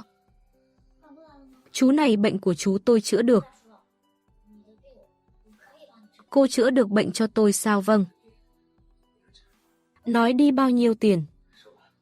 Từ hôm nay chú là bạn của nam tinh này. Chữa bệnh cho bạn chú không phải trả tiền. Trong mắt cô ấy mình chỉ là bạn thôi à? Cũng coi như là tôi báo đáp chú. Nếu tôi không muốn làm bạn thì sao? Chú, chúng ta giữ khoảng cách đi, vì tôi có chồng rồi. Cô ấy có chồng rồi sao? Về đi, tôi bảo cô về đi. Ông chú này là tắc kè hoa à? Sao dễ đổi màu vậy không biết? Tôi thấy cậu hơi cứng đầu rồi đó, mở mồm ra là kêu không thích nhưng lại đỡ giao cho người. Cô ấy có chồng rồi. Đậu má rỉa lý ai? Không phải Lâm Hữu Khiêm đó chứ? Thầy trò yêu nhau à? Cô nam tinh này đúng là làm tôi mở mang tầm mắt. Nên là tôi không thích cô ấy được. Cậu với cái cô trong ẩn quỷ cũng kết hôn, trên giấy tờ ly hôn cái là xong. Hay là cậu đập chập cướp hoa đi. Đập được chậu có khi lại ôm người đẹp về nhà. Cậu chán sống phải không? Tôi câm mồm nha Phạm thiếu gia. Tôi không thích ngoại tình. Thế phải làm sao? Ly hôn với người ở ẩn uyển ác không đẻ nữa à? Tiểu Điệp cô sao thế? Sao trông cô lo thế, tiểu thư mãi cô mới về? Thiếu gia đợi cô ở trong tận 1 tiếng rồi đó. Sao thế, anh ấy muốn ly hôn với cô? Ly hôn á, tuần trước thì đòi đẻ con. Tuần này lại đòi ly hôn, mình còn chưa kiếm nổi 100 triệu. Đồ thiếu gia quẻ này, sao phải vội thế không biết? Bảo thiếu gia nhà cô tạm thời tôi chưa ly hôn được. Ấy tiểu thư. Cô ta mà chạy tôi cho người bắt cô ta về. Hôm nay tôi buộc phải ly hôn. Tôi đợi ở đây. Tôi cũng phải xem cô ta là ai mà mạnh mồm thế. Mặc Nhi cháu tự ý đòi ly hôn. Cháu đúng là không coi ông ra gì rồi đó lão gia. Ông nội cháu không cưới người cháu không thích vớ vẩn. Ông tốn bao công sức mới tìm được vợ cho cháu, lật bánh tráng cái đòi ly hôn, không ngờ cháu lại thích một người có chồng. Ông nội ông điều tra cháu, ông quan tâm cháu thôi. Hôm nay cháu buộc phải ly hôn. Cháu muốn ông tức chết phải không? Ông nội ông muốn bế chất thì cũng được. Nhưng cháu sẽ không cưới người cháu không thích đâu, cháu thằng mất dạy này. Lão gia, tuy thiếu gia cũng không thích thiếu phu nhân lắm. Nhưng mà ít ra anh ấy không phải làng gốm 8 chàng, phải không? Tôi thấy lời cô nói cũng khá đúng đấy. Điềm heo, cậu nói xem bao giờ mình mới tích nổi 100 triệu. Cậu là hai thiếu gia nhà họ Nam, cậu còn không biết thì sao mình biết được. Nhà họ Nam. Nam Tinh em gặp khó khăn gì sao? Thầy Lâm không có gì ạ, bọn em còn có việc bọn em đi trước đây. Sao dạo này em toàn trốn tránh tôi thế giáo sư? Em xin lỗi em. Điểm heo cậu làm gì thế? Chú sao chú lại đến đây? Tôi là nhà tài trợ của giải thưởng thiết kế, sao lại không được đến giáo sư Lâm? Chuyện anh với sinh viên cưới nhau mà để cả trường biết. Có khi anh mất việc luôn đó giáo sư Lâm. Thầy có vợ rồi sao? Nam Tinh tôi thề tôi là cẩu độc thân. Em đừng nghe Phạm Kinh Mạc xà lơ. Mình đoán nhầm sao hai người họ không phải vợ chồng. Gu của giáo sư Lâm mạnh thế, anh thích gái có chồng à, ý anh là sao nghĩa đen nó? Giáo sư Lâm em cũng hiểu tình cảm của thầy. Nhưng em có chồng rồi không thể nào tôi không tin.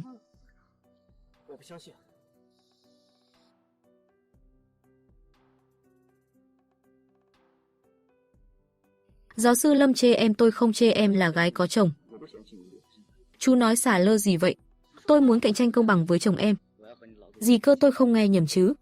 Chú đường đường là Phạm thiếu gia mà lại muốn làm bồ nhí của tôi à? Tán người tôi thích thôi, bồ nhí chỗ chú đến trường là để nói mấy chuyện này với tôi à không? Hạng nhất cuộc thi kiến trúc tôi chọn em rồi đó. Chú này tiền không mua được tất cả đâu. Với lại tôi không thích gian lận.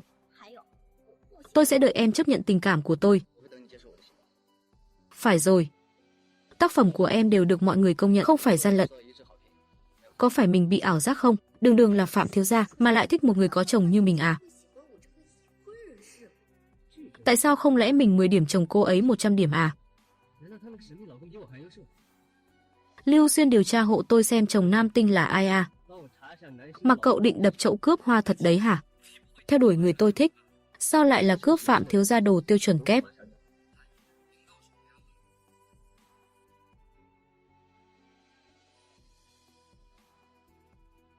Nam Tinh bình tĩnh không được để chú đẹp trai mê hoặc. Phải kiếm đủ 100 triệu để ly hôn cái đã.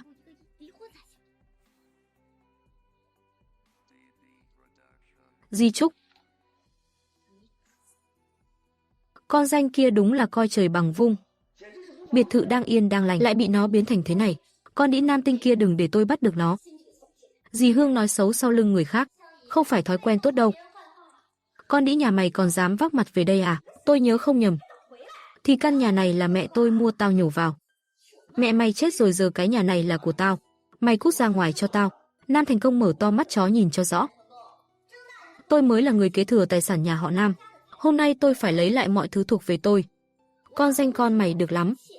Mày dám làm giả di chúc à? Ông có tin hay không? Thì giờ ông cũng phải cút ra khỏi nhà tôi. Con danh nhà mày. Người phải cút là mày đấy.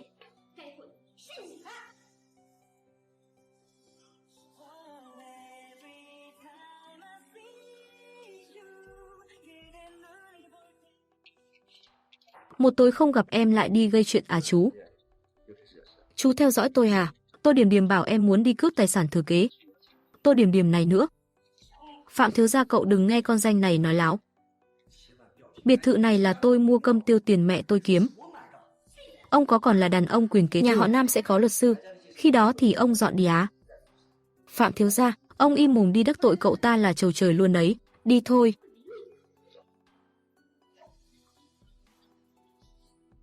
Chú đang đi chú dừng làm gì?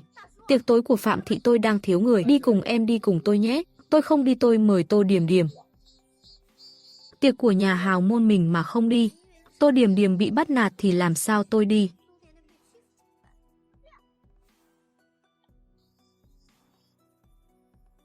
Em đợi tôi ở đây đi tìm ông.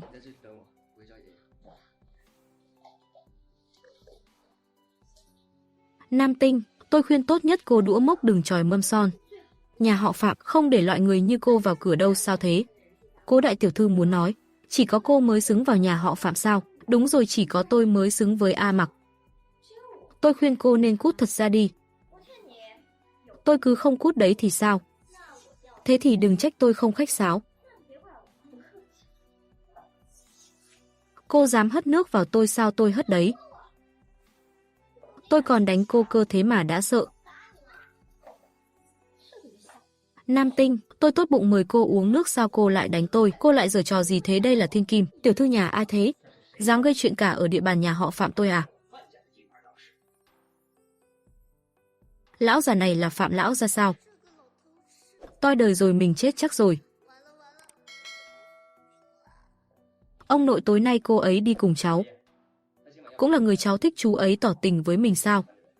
Cô là người Mặc Nhi thích sao? Trông cũng chẳng ra làm sao. Ông nội cháu thích là được rồi. Ông ơi, Nam Tinh chơi ngải a. Mặc hạng người sơ hở là drama như cô ta tiếp cận A Mặc chỉ vì tiền lâm ấy thôi. Nể mặc ông cố, tôi không chấp cô. Giờ cô rời khỏi nhà họ Phạm đi A Mặc. Em mới là người thích anh thật. Cô ta làm gì tốt bằng em? Hạng người khét tiếng xấu như cô ta, không biết cho bao nhiêu thằng nướng khoai rồi, còn được lão già 90 tuổi bao nhiêu. Đủ rồi, Nam Tinh tốt xấu thế nào không tới lượt cô đánh giá. Nam Tinh tốt hay xấu không đến lượt cô đánh giá. A Mặc, sao anh lại thích cô ta nhắc cố?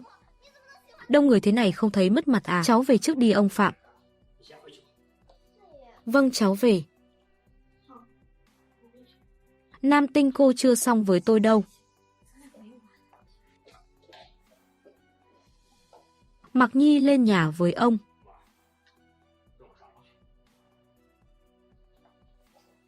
Mặc Nhi, cháu vểnh tai lên mà nghe. Chỉ cần ông còn sống, thì cháu đừng mong ly hôn để lấy con khác. Ông cháu không đồng ý chuyện này đâu, không đến lượt cháu quyết định. Cháu không thích cô gái trong Ẩn Uyển thì cũng thôi. Cháu ăn bùa mê thuốc lú gì mà lại cứ đòi ở với cái con khét tiếng chơi trai kia, ông nội. Năm đó ông cũng ép bố cháu bỏ mẹ cháu thế này, làm mẹ cháu quên thói lẳng lơ. Nếu không, bố cháu có chết không cháu sẽ không yếu đuối như bố. Đến người mình yêu còn không giữ được, lớn rồi ghê gớm rồi phải không? Giờ dám cãi cả ông. Cháu cút ra kia quỳ xuống cho ông bao giờ nghĩ thông. Thì lúc ấy tới tìm ông ra ngoài. Lão yêu tôi sai rồi sao? Nhưng tôi cũng chỉ muốn tốt cho chúng nó. Muốn tốt cho nhà họ Phạm ta.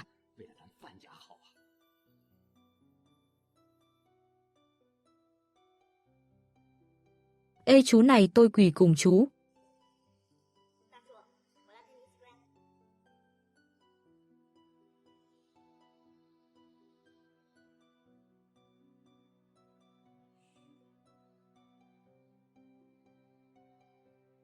Mặc Nhi, ông chỉ giúp được cháu như vậy thôi. Khuya một đêm rồi, cháu về ngủ đi.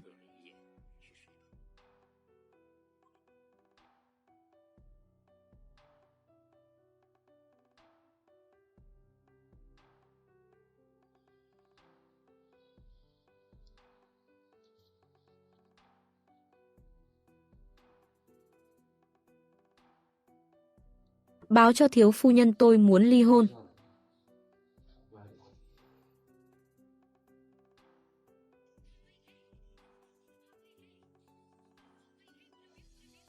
Ly hôn á? Thiếu gia nhà cô điên rồi sao? Vội lấy 100 triệu để đi đầu thai hay gì? Bảo anh ta muốn ly hôn lót dép đợi bà thông báo. Không phải giục mình phải ngủ tới chết mới thôi. Cô ta nói vậy sao, rốt cuộc cô ta muốn làm gì chứ? Chú ơi, Phạm Kinh Mặc. Sao không có ở đây nhỉ?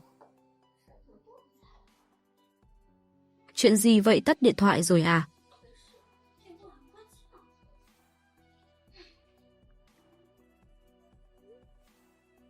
Thiếu gia cô ta đâu rồi? Từ khi tiểu thư biết sắp phải ly hôn anh thì cô ấy không về ẩn uyển nữa. Đừng tưởng không về đây là thoát được tôi. Mấy hôm nay tôi ở luôn ẩn uyển đợi cô ta về.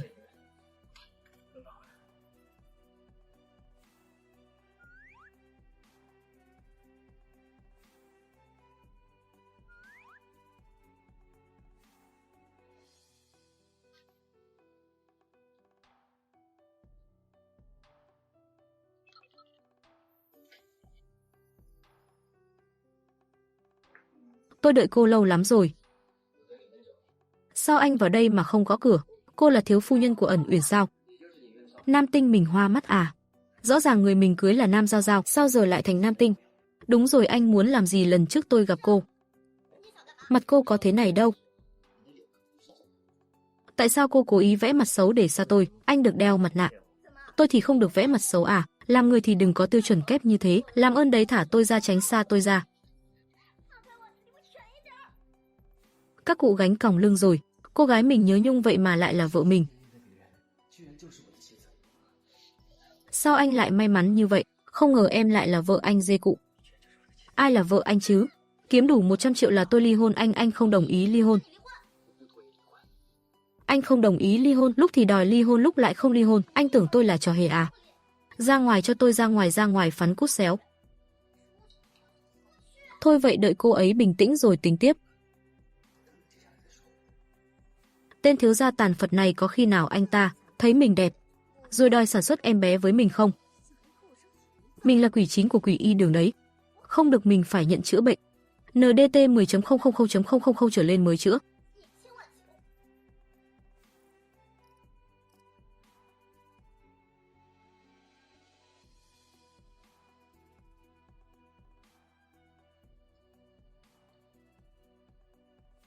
Phạm Kinh Mặc, tôi phải cho cậu nếm thử cảm giác của thằng què.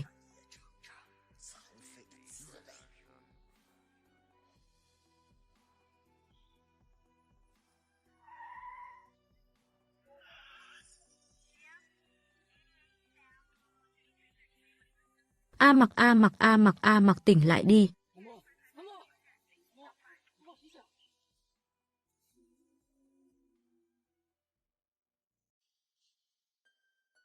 Sở thiếu gia Phạm thiếu gia đang nguy kịch, thương trong thương ngoài, sợ là nói nội tạng tổn thương, sợ là không sống nổi 3 tháng, xa cơ 3 tháng. Mấy người mà không cứu được thì cuốn gói hết cho tôi. Chúng tôi cũng bó tay.com. Hay là này, hay là anh đi mời người của quỷ y đường đi. Cút. Người của quỷ y đường luôn thần bí, xem ra chỉ có Văn Viễn mới biết.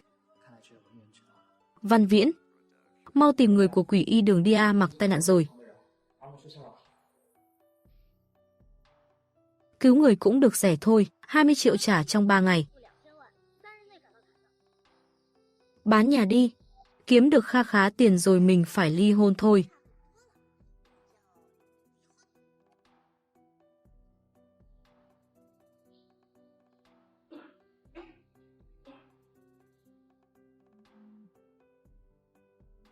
Đừng để ai biết tôi bị thế này. Đặc biệt là Nam Tinh. Thế cô vợ ở trong ẩn uyển của cậu phải làm sao? Cậu định không đẻ con nữa à? Thiếu phu nhân ở ẩn uyển chính là Nam Tinh sao cơ? Ông chú chết tiệt này sao chẳng nghe điện thoại gì? Hôm nay chú ta còn không đến lễ trao giải của mình. Đồ đáng ghét. Nam Tinh là vợ cậu à? Thế sống 3 tháng nữa. có đủ để sản xuất em bé không? Cậu định lên chầu trời mà không để lại người nối dõi. Sở Lưu Xuyên. Cậu bầm dập cả người rồi còn định làm gì đấy? Về nhà họ Phạm. Lão ba đây là thằng con trai con dạy ra đấy à? Vì chiếm gia sản của nhà họ Mạc mà hai người giết liên tiếp ba cô dâu của Mạc Nhi. Chuyện này tao có thể bỏ qua, nhưng mày lại muốn giết cả cháu ruột của mày. Con sai rồi, bố tha cho con đi. Con không bao giờ động vào một cọng lông của Kinh Mạc nữa sao? Tao tin mày được không? Lần này tao không tha cho mày đâu. Ông nội. Mạc Nhi, cháu đến đúng lúc lắm. Cháu định giải quyết chú ba cháu với thằng em họ này thế nào đây? Hình như mỏ than ở Quảng Ninh đang thiếu người làm, hay là để họ đi đi? Hay lắm Phạm Kinh Mạc. Tại sao mày được sống sướng đời ở đây, rồi bắt tao đi đào than? Phạm Kinh Khôn, đừng có thử thách giới hạn của tôi. Ông nội, ông thiên vị. Tại sao Phạm Kinh Mạc được kế thừa Phạm thị, cháu thì không được? Chỉ biết phá là giỏi. Giờ còn thắc mắc à? Cút bố bọn con cút ngay. Mau lên. Con không cam lòng Phạm Kinh Mạc, cậu đợi đấy cho tôi. Ông nội, con muốn thay đổi thỏa thuận ly hôn. Nếu không có chuyện gì thì con muốn để tài sản lại cho vợ hiện tại. Sao tự nhiên lại nhắc đến tài sản? Ông còn chưa chết. Thì cháu vội cái gì? Kinh Mạc thiếu gia, cô Nam Tinh đang đợi cậu bên ngoài. Phạm Kinh Mạc đâu? Cô Nam Tinh. Phạm thiếu gia không muốn gặp cô. Ông bảo anh ta ra gặp cháu trong câu chuyện muốn nói. Ông quản gia.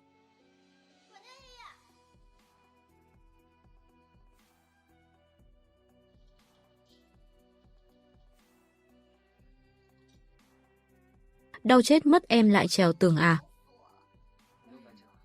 Chú tôi muốn nói một tin tốt cho chú, tôi sắp ly hôn rồi.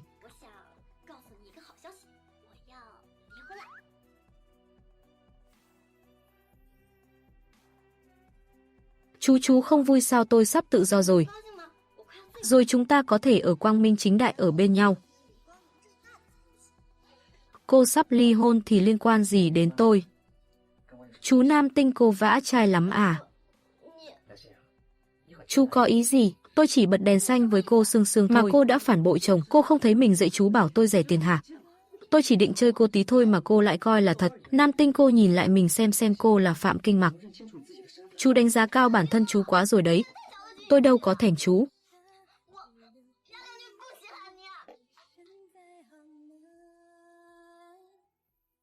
Anh.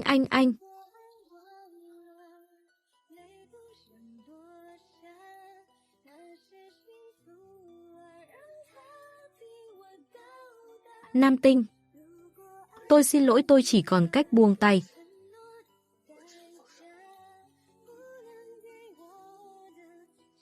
Đàn ông chẳng thằng nào tốt đẹp. Đừng uống nữa. Sao cậu lại uống nhiều rượu của cô đây ạ? Đừng uống nữa ư? Mình muốn uống, đừng uống nữa sao? Muốn uống say thôi mà cũng khó vậy. Anh đẹp trai, em là gái second hand. Không ai thèm lấy anh, có để bụng em mồ côi. Anh có bụng em ly dị không con không? Nam Tinh, chúng ta về nhà thôi, mình không về đâu. Đi thôi, giáo sư đỡ giúp em.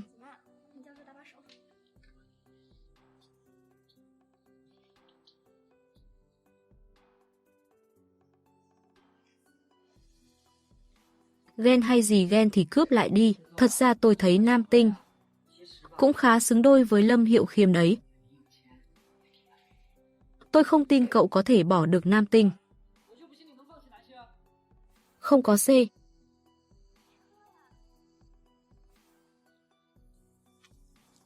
Thả ra không thả. Dựa vào đâu mà anh lại đưa nay vì tôi là chồng cô ấy?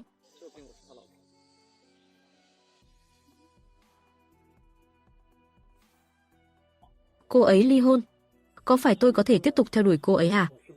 Người Nam Tinh thích là Phạm thiếu gia.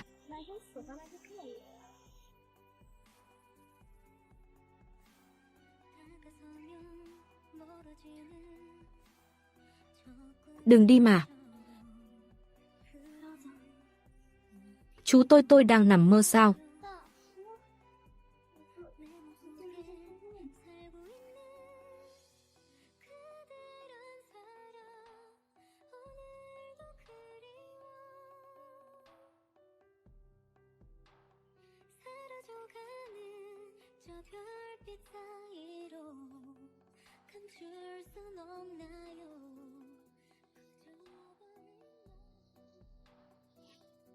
Tối qua mình nằm mơ à? Hùng. Không phải chứ, mình mơ thấy tên BAD boy Phạm Kinh Mặc kia à?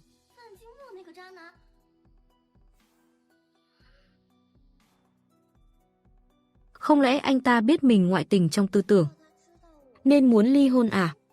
Tôi biết đại thiếu gia Bảy thường như anh, sớm muộn cũng ly hôn tôi. Đây là 100 triệu anh cho tôi lúc đầu. Bây giờ tôi trả 100 triệu này cho anh. Chúng ta hết nợ.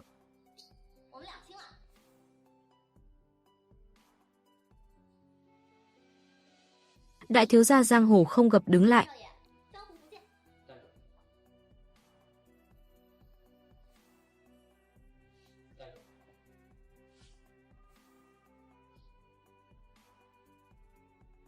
Em sống tốt nhé, anh đúng là độc lạ Bình Dương.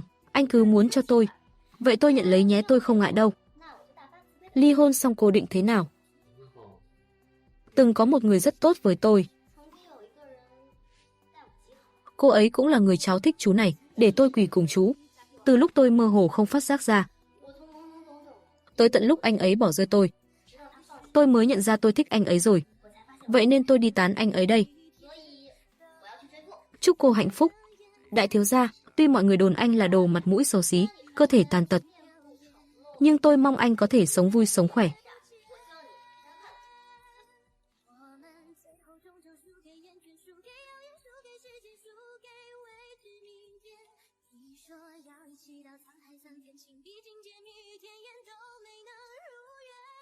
Vào đi.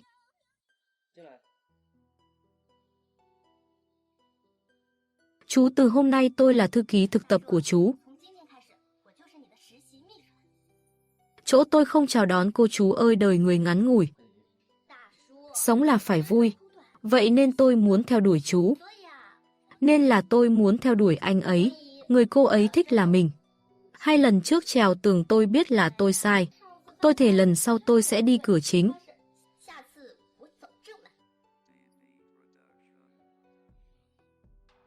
Đừng tự đa tình, tôi không thích cô. Ban đầu chú bảo chú thích tôi mà chú đừng có chối. Nói chung là tôi sẽ tán chú. Cà phê nguội rồi, để tôi đi đổi ly khác cho chú. Nam Tinh, con vịt còn chưa vào miệng làm sao bỏ cuộc được. Không được thì tấn công. Mình không tin mình không tán nổi ông chú già Phạm Kinh Mạc này. Bảo sao toàn mùi cống thối mãi không hết. Bảo sao toàn mùi cống thối mãi không hết. Nam Tinh, cô dám dẫm tôi bỏ ra. Cô đại tiểu thư, tôi đang cáu đấy, đừng có chọc điên tôi. Cô còn chọc điên tôi thì cẩn thận tôi. Tôi khuyên cô nhanh chân cút khỏi Phạm thị đi. Sớm muộn A Mặc cũng đuổi cô đi thôi. Chủ nhân không có nhà chó. Nhà hàng xóm bắt đầu sủa loạn lên. Hay cô? Á.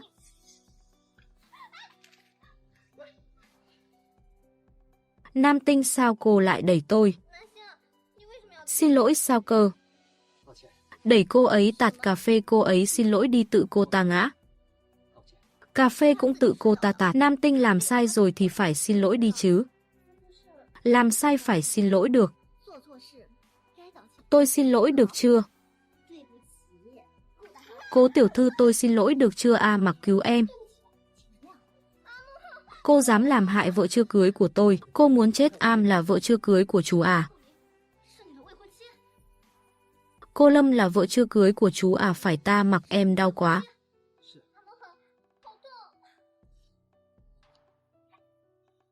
Nhà họ Phạm với nhà họ Cố thân thiết. Cô Lâm xuất thân nhà ghen gia vọng tộc. Cô tự biết thân biết phận đi tỏ tình.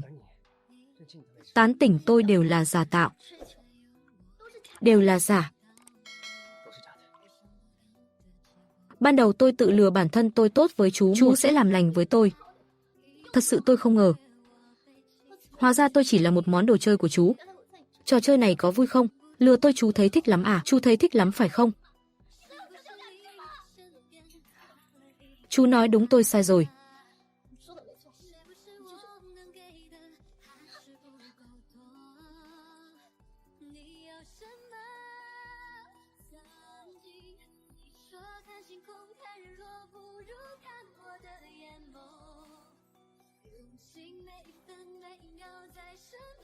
A Mặc, em đã bảo anh rồi, cô ta bỏ bùa anh thôi.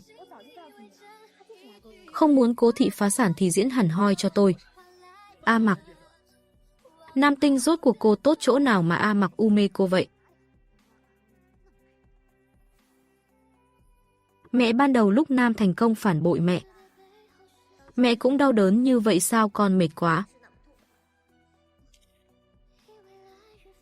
Nam Tinh, giáo sư Lâm, mối tình đầu của em kết thúc rồi.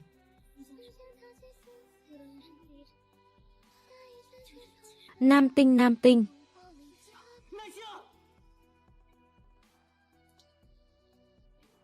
Phạm thiếu gia cẩn thận, bỏ vợ, chưa kịp hối hận thì 1 m² 10 thằng rình mất. Tìm được tung tích của Quỷ Chín chưa? Quỷ Chín vô cùng kín đáo, chắc phải tìm lâu đấy. Nhưng tôi nghe nói, hình như dạo này anh ấy nhận một đơn ở Hà Thành đấy. Hà Thành à, nếu đến Quỷ Chín còn không chữa được cho cậu, thì sợ là hết cứu. Đến Hà Thành. Ấy.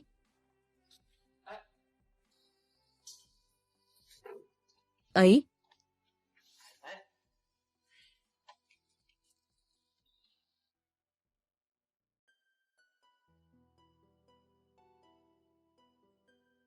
Alo Quỷ Chín, người thuê cô lần trước đang điều tra hành tung của cô đấy. Phạm Kinh Mặc anh ta tìm tôi làm gì? Chữa bệnh không chữa, tôi phải đi Hà Thành. Hờ đồ trai tồi, lừa tình cảm mình thay vội như thay áo. Mình không thèm cứu anh ta đâu. 103 phòng tổng thống. Tìm kiểu gì? Đây, theo thông tin Quỷ Chín sẽ ở tầng 8 của khách sạn này, xem ra phải đi tìm từng phòng thôi. Chào anh, xin hỏi anh cần gì không ạ? 2 đuổi.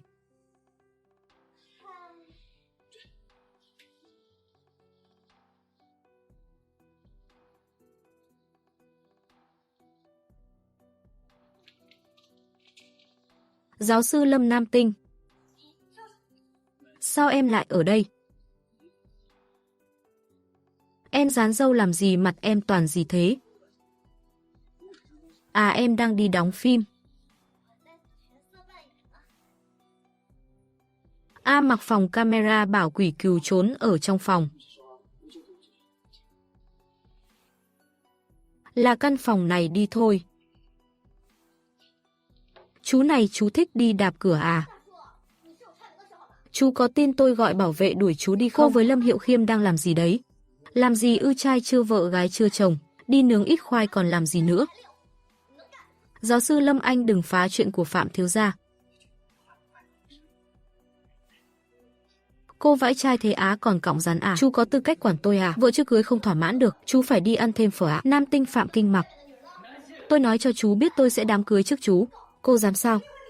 Có gì mà tôi không dám. A Mặc có tìm Quỷ Chín nữa không tìm?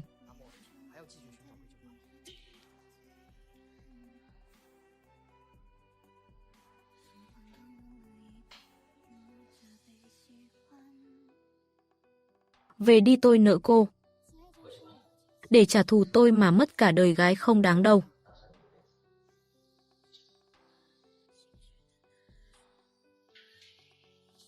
Nam Tinh, mày đúng là mất nết. Không đúng. Sao thế? Quỷ Chín biến mất trong phòng của Lâm Hữu Khiêm. Thế đồ của anh ta đâu, sao tôi không hiểu? Nam Tinh là Quỷ Chín.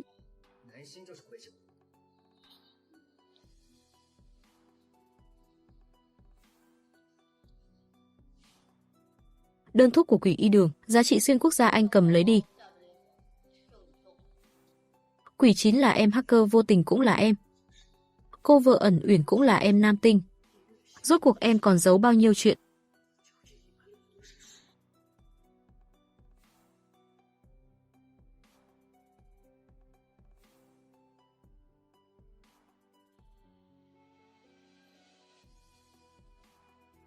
Phạm Kinh Mặc sao? Chú lại đến đây, ngồi vào trong đi cho tôi đi nhờ.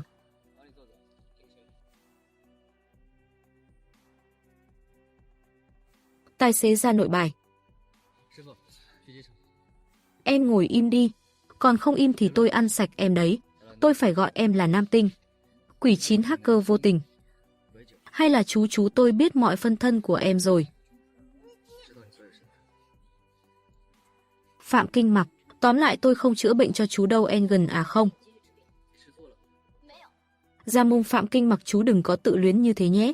Tôi là nam tinh trai, theo đuổi tôi xếp một vòng Hồ Tây không hết. Tôi không thèm yêu cái đồ 3 phút nhà chú. Tối hôm đó em say rượu. Em có nói vậy đâu, chú nói vậy là sao? Chú muốn tôi chữa bệnh cho chú cũng không phải, không được, chỉ cần chú quỳ xuống cầu xin tôi. Tôi sẽ miễn cưỡng đồng ý bệnh của tôi. Hết cứu rồi. Đâm bên ngoài làm nội tạng tổn thương, khiến bệnh cũ tái phát, 6 phủ 5 tạng tổn thương. Sao chú không nói với tôi tài xế dừng xe? Vì chú bị bệnh nên chú mới cố ý đuổi tôi đi phải không? Chú mà không muốn chết, sao chú phải tìm quỷ chín? Tôi muốn tự nói với người ấy tôi sẽ chết.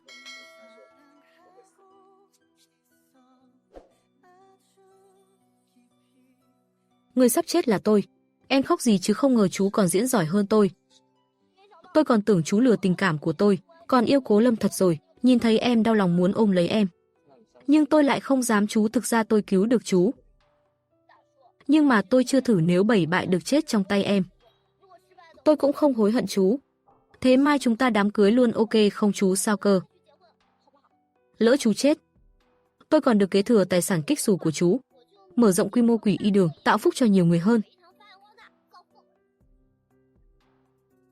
Chú không có tinh thần cống hiến cho y học gì hết.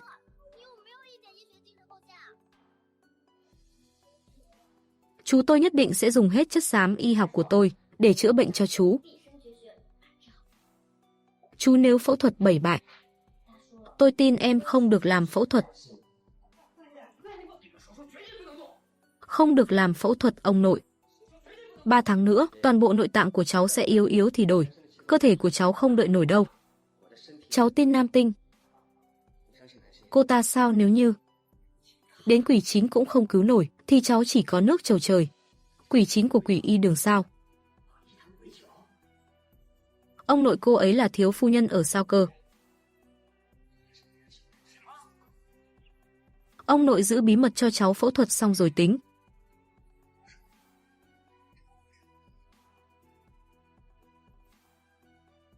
Chú tôi phẫu thuật đây.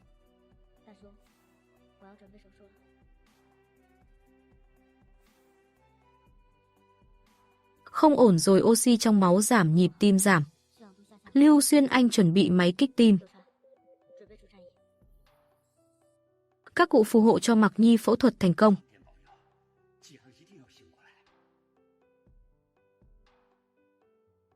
Ông Phạm, cháu xin lỗi, phẫu thuật bảy bại rồi á.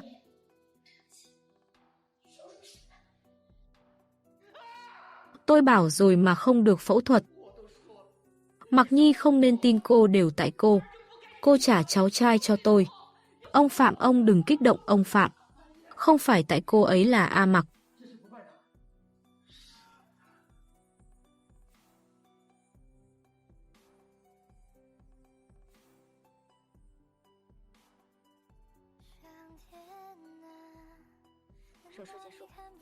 Phẫu thuật kết thúc sao thế? Virus cấp tính nhiễm vào tế bào não khiến chú ấy hôn mê sâu, khả năng chú ấy sẽ thành người thực vật, sống tới khi não tử vong. Chú có phải chú thích tôi không thế? Chú ơi, để tôi quỳ cùng chú. Chú ơi, em xin lỗi, đều tại em không tốt. Làm bác sĩ mà không cứu được người mình yêu nhất. Từ bây giờ em sẽ không cầm dao phẫu thuật nữa.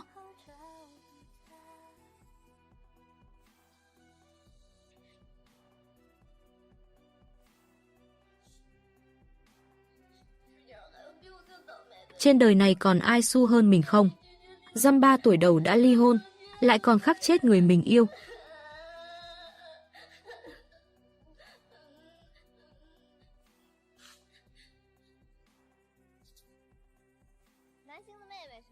Em gái nam tinh phải không? Không dừng tay.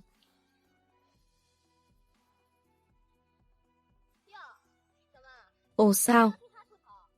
Muốn bênh con bé à? Tôi với con em cùng cha khác mẹ này từ nhỏ đã 15 nó còn đẩy tôi xuống vực, nếu mà được tôi đạp chết nó luôn rồi sao? Nhưng mà tôi thích chiếm hữu lắm. Chỉ một mình tôi được bắt nạt Nam Giao Giao người khác mà bắt nạt. Cô muốn làm gì? Tôi là vợ chưa cưới của ai tôi đánh cô đấy. Mở mồm ra là ai thích ghê nhỉ? Cô không biết tôi là tình địch của cô à?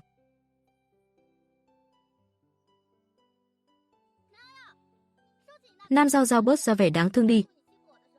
Lúc cô bắt nạt tôi cô tự hào lắm mà. Rồi sao nhìn thấy cả nhà tôi lang thang đầu đường xó chợ bị bắt đi, vui lắm phải không? Tôi cũng tưởng là tôi sẽ vui nhưng tôi không thấy vậy. Các người bị vậy trách ai bây giờ quả táo nhãn lồng. Nam Tinh chị tưởng chị là người tốt à? Chị tưởng mỗi chị là nạn nhân à? Năm đó tôi bị người đời chửi mắng cũng đâu có ít. Vì mẹ tôi là bồ nhí. Nên tôi đáng đời bị khinh thường sao? Tôi hận chị lắm. Tôi giả ngốc thôi còn cô ngốc thật rồi đấy. Tôi bỏ oán hận với nhà họ Nam rồi, cũng mong cô đừng tự trách bản thân. Chị em thay bố mẹ. Xin lỗi chị em xin lỗi.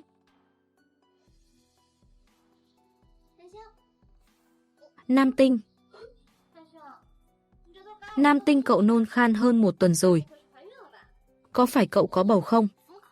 Vớ vẩn không thể nào mình còn chưa được bóc tem. Sao có bầu được chứ? Cậu tưởng mình là sinh vật vô tính à? Ai biết đâu có khi cậu với Phạm thiếu gia không thể nào. Không thể nào sao thế mình mang âm thai rồi. Cậu là chap girl đấy hả? Không cả biết bố của con là ai à? Đếm lại đàn ông mình quen xem nào. Phạm Kinh Mặc, Lâm Hữu Khiêm. 6, 7, 8, 9 có phải mình uống say? Đêm đó mình với giáo sư Lâm. Lâm Hữu Khiêm. Cái đêm ở 1009, đáng lẽ là mình với giáo sư Lâm đang định đưa cậu về ký túc nhưng tự nhiên Phạm thiếu gia lại đến cướp cậu đi. Cậu bảo sao cơ? Phạm Kinh Mặc ửng. Mình mang bầu con của anh ta sao? Anh đẹp trai ơi em là không ai thèm lấy. Anh có để bụng em mồ côi. Ly dị không có con không? Bé con đáng thương chưa ra đời mà bó đã ngỏm rồi.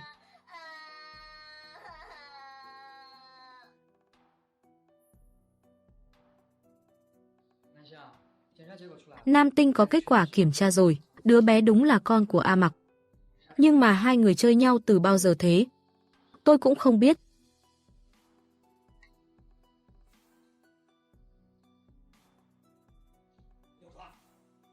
Lưu Xuyên cháu nói thật sao?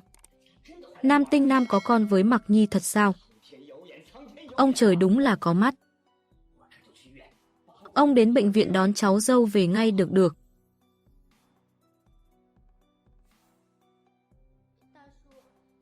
Chú ơi, chú mau tỉnh đi, chú còn chưa đi đăng ký kết hôn với em. Em không muốn không được làm vợ. Anh đàng hoàng đẻ ra đứa con hoang. Em cũng không muốn con vừa đẻ ra đã không có bố. Ha ha, ôi trời hay quá, nhà họ Phạm không tuyệt hậu rồi. Nam Tinh. Khi Phạm Kinh Mặc mất, đứa bé trong bụng cháu là người kế thừa đầu tiên. Kế thừa cả tập đoàn Phạm Thị. Và tất cả tài sản dưới tên Phạm Kinh Mặc sao? Sao cháu dâu có đủ không ông Phạm? Anh ấy là người thực vật chứ đã thăng thiên đâu. Giờ đã bàn xem kế thừa tài sản thế nào, có phải hơi quá đáng không hay chuyện gì? Chẳng phải lên kế hoạch trước. Ông nhất định phải nuôi dạy nhóc con này, thành người kế thừa của nhà họ Phạm. Hay không như Mặc Nhi. Đòi nó kế thừa Phạm Thị còn khó hơn lấy mạng nó. Chú ơi anh yên tâm. Em nhất định sẽ nuôi con chúng ta thật tốt.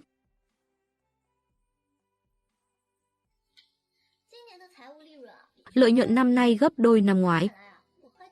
Xem ra tôi khá có kinh nghiệm kinh doanh. Mình đúng là thiên tài.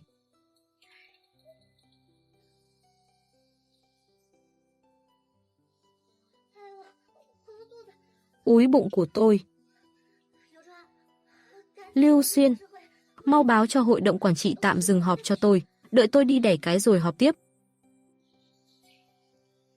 Chất của tôi. Nhà họ Phạm có người nói rõ rồi. Ông Phạm ông làm đầu cháu quay như trong chóng. Mặc Nhi ông sắp được bế chất rồi. Nhà họ Phạm chúng ta có người nói rõ rồi.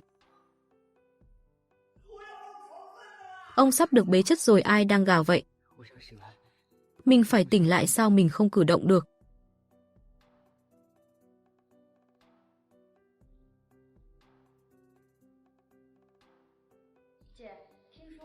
Chị nghe nói chị đẻ con, nên bố mẹ đến thăm chị. Dì Hương trông dì khúm núm thế này tôi thấy không quen. Hay là dì vênh lên tí xem nào con bé này. Nói cái gì không biết. Nam Tinh đều là lỗi của bố bao nhiêu năm nay. Để con với mẹ con thiệt thòi, bố xin lỗi ấy dừng. Tôi không nghe nổi mấy lời xến xúa của ông Nam Tinh. A Mạc tỉnh rồi.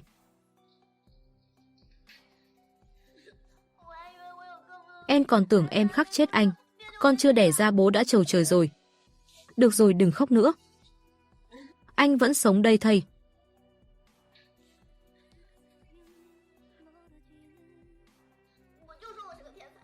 Em bảo em là thiên tài rồi mà, tuy anh hôn mê 8 tháng, nhưng không khác người bình thường. Em đường đường là đệ tử của Quỷ Y Đường. Sao có thể có sự cố phẫu thuật chứ?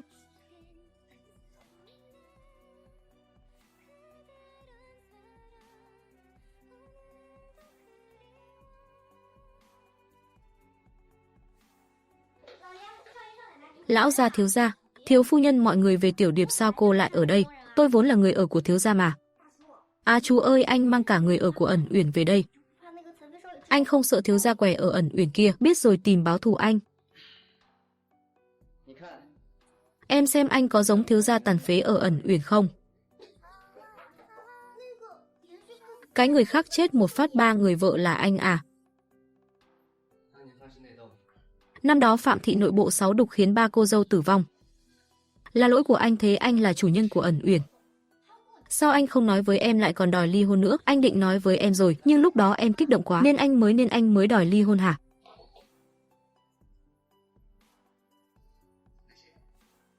Nam Tinh, thực ra lúc anh biết em là vợ anh vui lắm.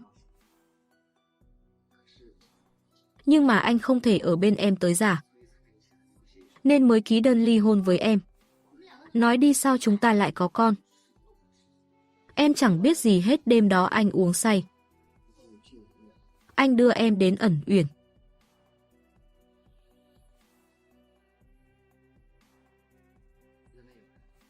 Đêm đó chúng ta xếp hình xong cái là có bầu.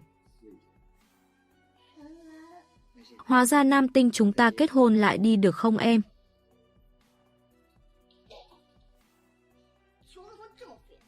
Cầu hôn quả là thế. Nam Tinh,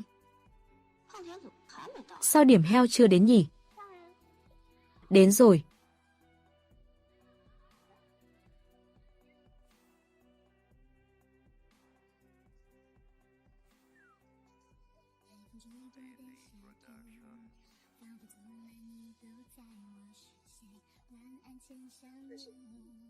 Nam Tinh, gả cho anh nha được không? Dù gả cho anh 10 lần nữa em cũng đồng ý.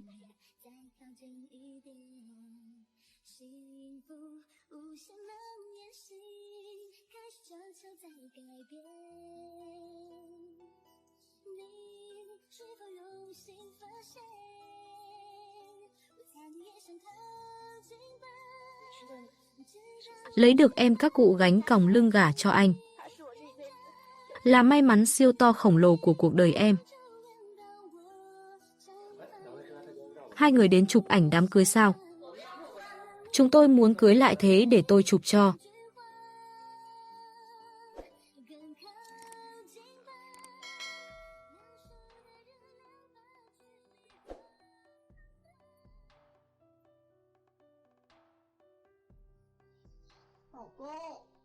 Chồng yêu.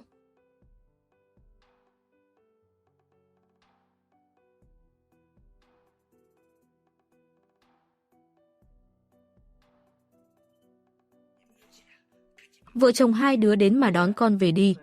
Ông nội người kế thừa của Phạm thị, cháu nhờ ông chăm đấy.